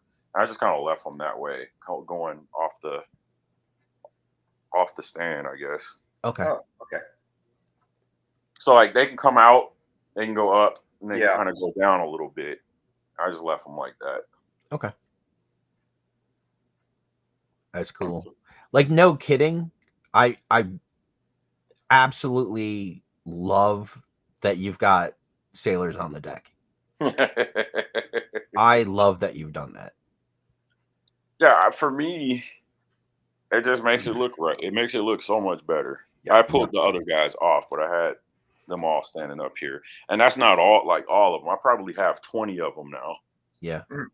So nice. Cool. So that's all. Not anything, but just a bunch of painting is really what I've been doing. Okay.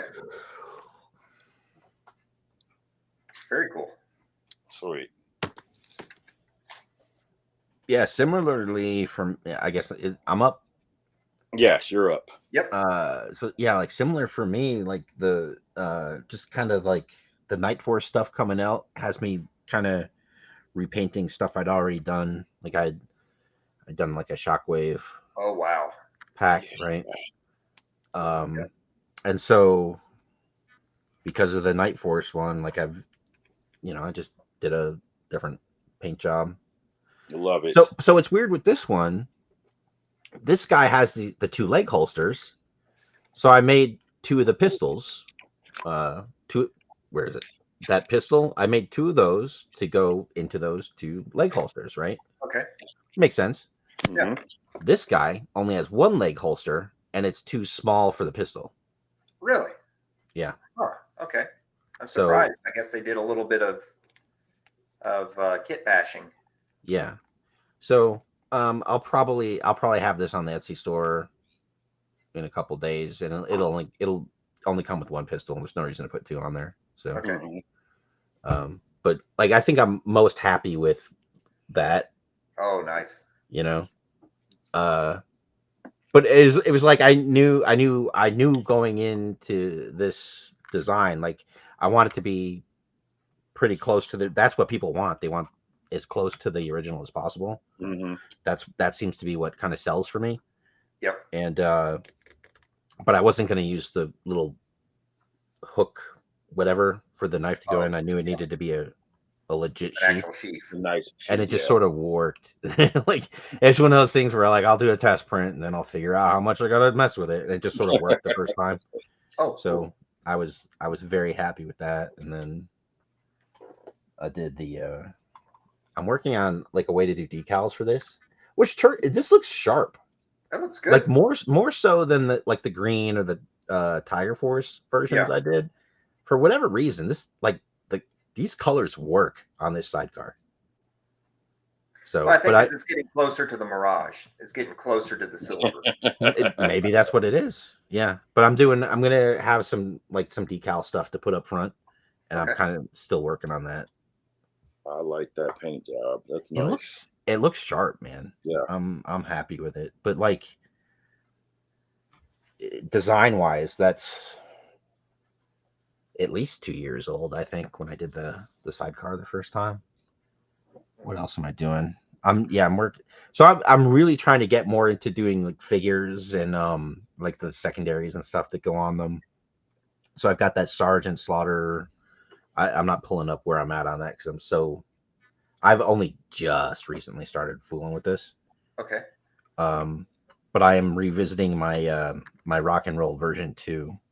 So I had done like the pack, the ammo belts and the Gatling guns, the double Gatling guns. I had done that like years ago now, and I was never happy with materials that I used for the belts.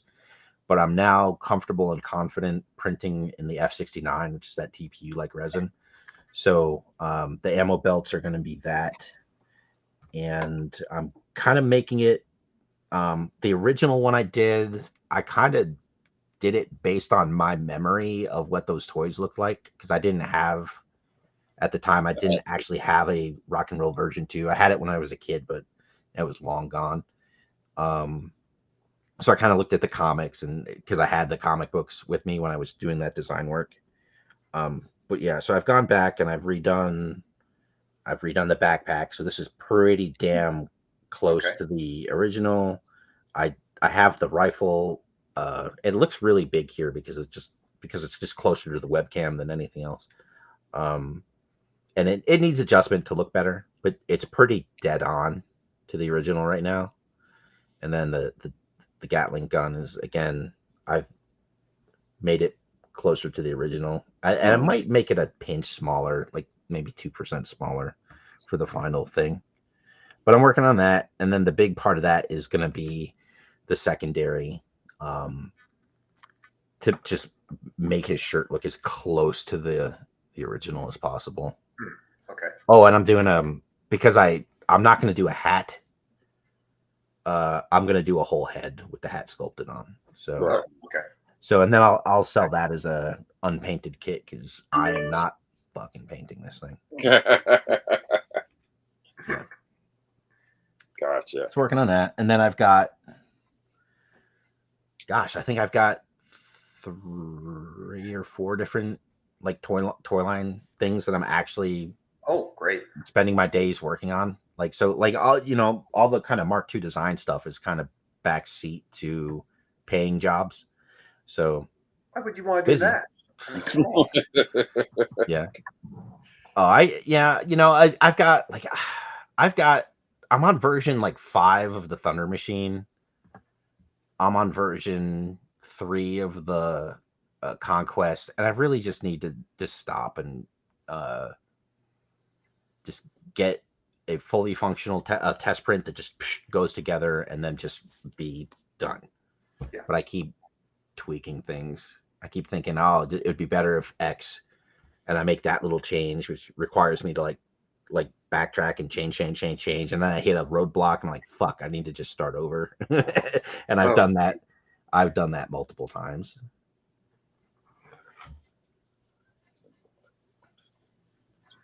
A running list of, I'm not sure how that would live. I'm just looking at Ben asked in the chat, is it possible to have a running list of resin brands and what function it is best used for in the group as a file or something like that? I'm not sure how to make a living document with Facebook as it is. I mean, if we could have it in the files, and then like when we update it, we delete the old one and upload a new one, that might be the workaround for that. But it's not a bad idea. It's not a bad idea. At this, I only use 2 resins for 99.9% of everything. I use TH72 because it's got like it's got a good amount of flex to it. Like that's pretty good. You know, it holds its form. I could throw this across the room onto the concrete floor. It's not going to break.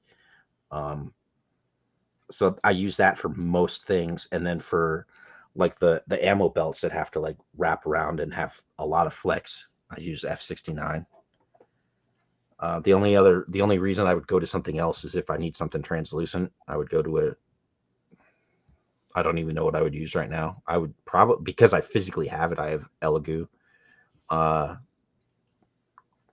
translucent clear.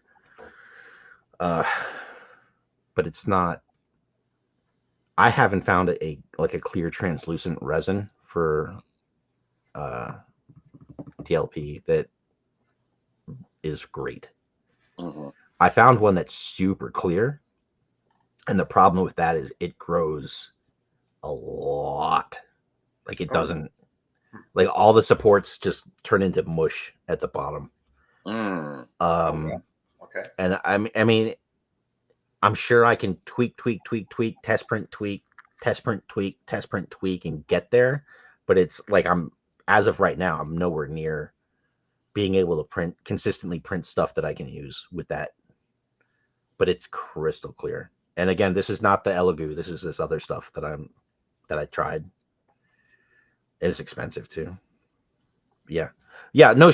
Yeah. A running list of resins and like how we feel about it, how much it costs. Like that's a pretty good idea for the group. Yeah. So we're gonna wrap this up here in a minute, but we definitely still want. I think it was Ben that was gonna come on and talk to us about mold making and casting, because he's certainly got more experience and is better at it than me. And then I think we're gonna have the other mic on to do airbrushing, which excuse me, I still really want to do the airbrushing episode. So we just got to get our shit together. Like we started talking about this show doing kind of like a summer, certainly it was supposed to be like a post Joe Fest show, and we were really excited to do it. And while everything was fresh and we were still excited, and there was just no way, like our schedules didn't allow it. But things should be calming down now with the end of summer, so hopefully we can just get back into a good like once a month podcast routine. Yeah. So look for those September, October, and we'll figure out some dates, and we'll talk to our guests and find something that works with them, and we'll get it done. All right. And the next con, like I said, will be Hasbro Pulse Con, September 13th. So, and that's a Friday. So, if we can try to get a show lined up sometime, probably right after that, either that Saturday or the following Saturday, that'd be good. Okay. Yeah. Yeah. For anybody local in the Atlanta area, Joe Lanta is going to be happening in September. Yep. I get the exact dates. At tentatively. Go ahead, Mike. Sorry. Let me put you up. Yeah, I don't need to be in the big window. I'm just trying to find the dates. September 27th, 28th, and 29th. So Joe Lanta has kind of been weird and kind of going downhill for the past couple of years. But this year, some new blood, some younger people have taken it over. There was a transfer after the last Toy Lanta, and they're actually renting out the convention center. So the space that they're renting is probably about as big as the space that they do Joe Fest at. How they're going to fill it, they say that all vendor space has been sold out, but I'm not sure who all's really coming. As far as I know, Valaverse is going to have a huge presence. Yeah. So it'll be interesting. I think it probably won't be as big as Joe Fest, but it's looking like it's getting pretty close to that size, at least space wise. So it'll be interesting. It'll be interesting to see how it turns out. And we definitely talked at Joe Fest about Mike and I kind of redoing the G.I.JOE 3D printing panel. If Artwann can make it, like, of course he's well going to be on it, but it didn't seem like that was gonna happen, at least when we talked about it at Joe Fest. I'm not 100% going. Like, I'm still trying to work that out schedule wise with my family. And that just comes down to, like, my wife works evening, and I got 3 kids that are in school. Yeah. And that's kind of the. And plus, what's weird is it's really hard to say if this show is going to be really good or if it's going to be a real bust, because it's new people doing it. Well, I'm happy to come in and help make it good. Yeah. Yeah, I don't know if that's an egotistical thing to say, but like doing a panel, having a table there, like, I don't mind trying to help it and help it grow and become a thing. But yeah, like, I mean, Joe Lanto and Mike always said this. It was kind of like a 12-inch dedicated show. Yep. That was 90% of what you went there and saw, and just those guys are just there's less and less of them. Yeah. And so I think this is freshening it up is a good move. Period. Yeah. Yeah. I just don't know if they went. I don't know if they've gone too far, because I can't imagine that it's cheap to get the convention floor.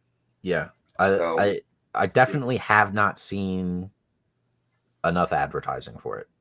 Right. And like, that's so key. Yeah. But if I am able to go, I'm going to get a table, and I'll Okay. just, whatever I can carry in my luggage is what I'll sell. Okay. All right. Cool. Yeah. I just gotta work on the wife a little more.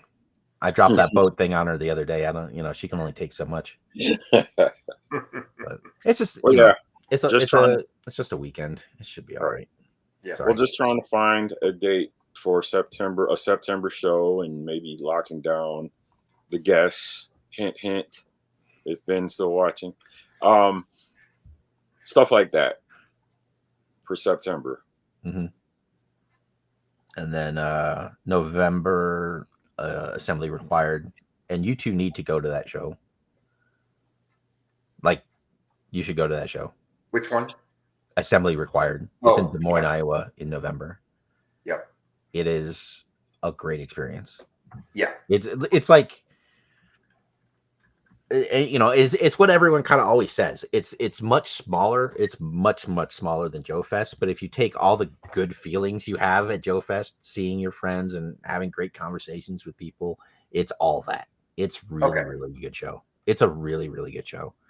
So, peer pressure to anyone who hasn't been and should go. But it's Iowa. Which sounds crazy, right? Like, yeah, like, I was very taken aback the first time I went, how much I enjoyed Des Moines. Okay. I am not a city person. I typically don't look forward to just going to new cities and dealing with not knowing where anything is and traffic and the whole list of, and it's November.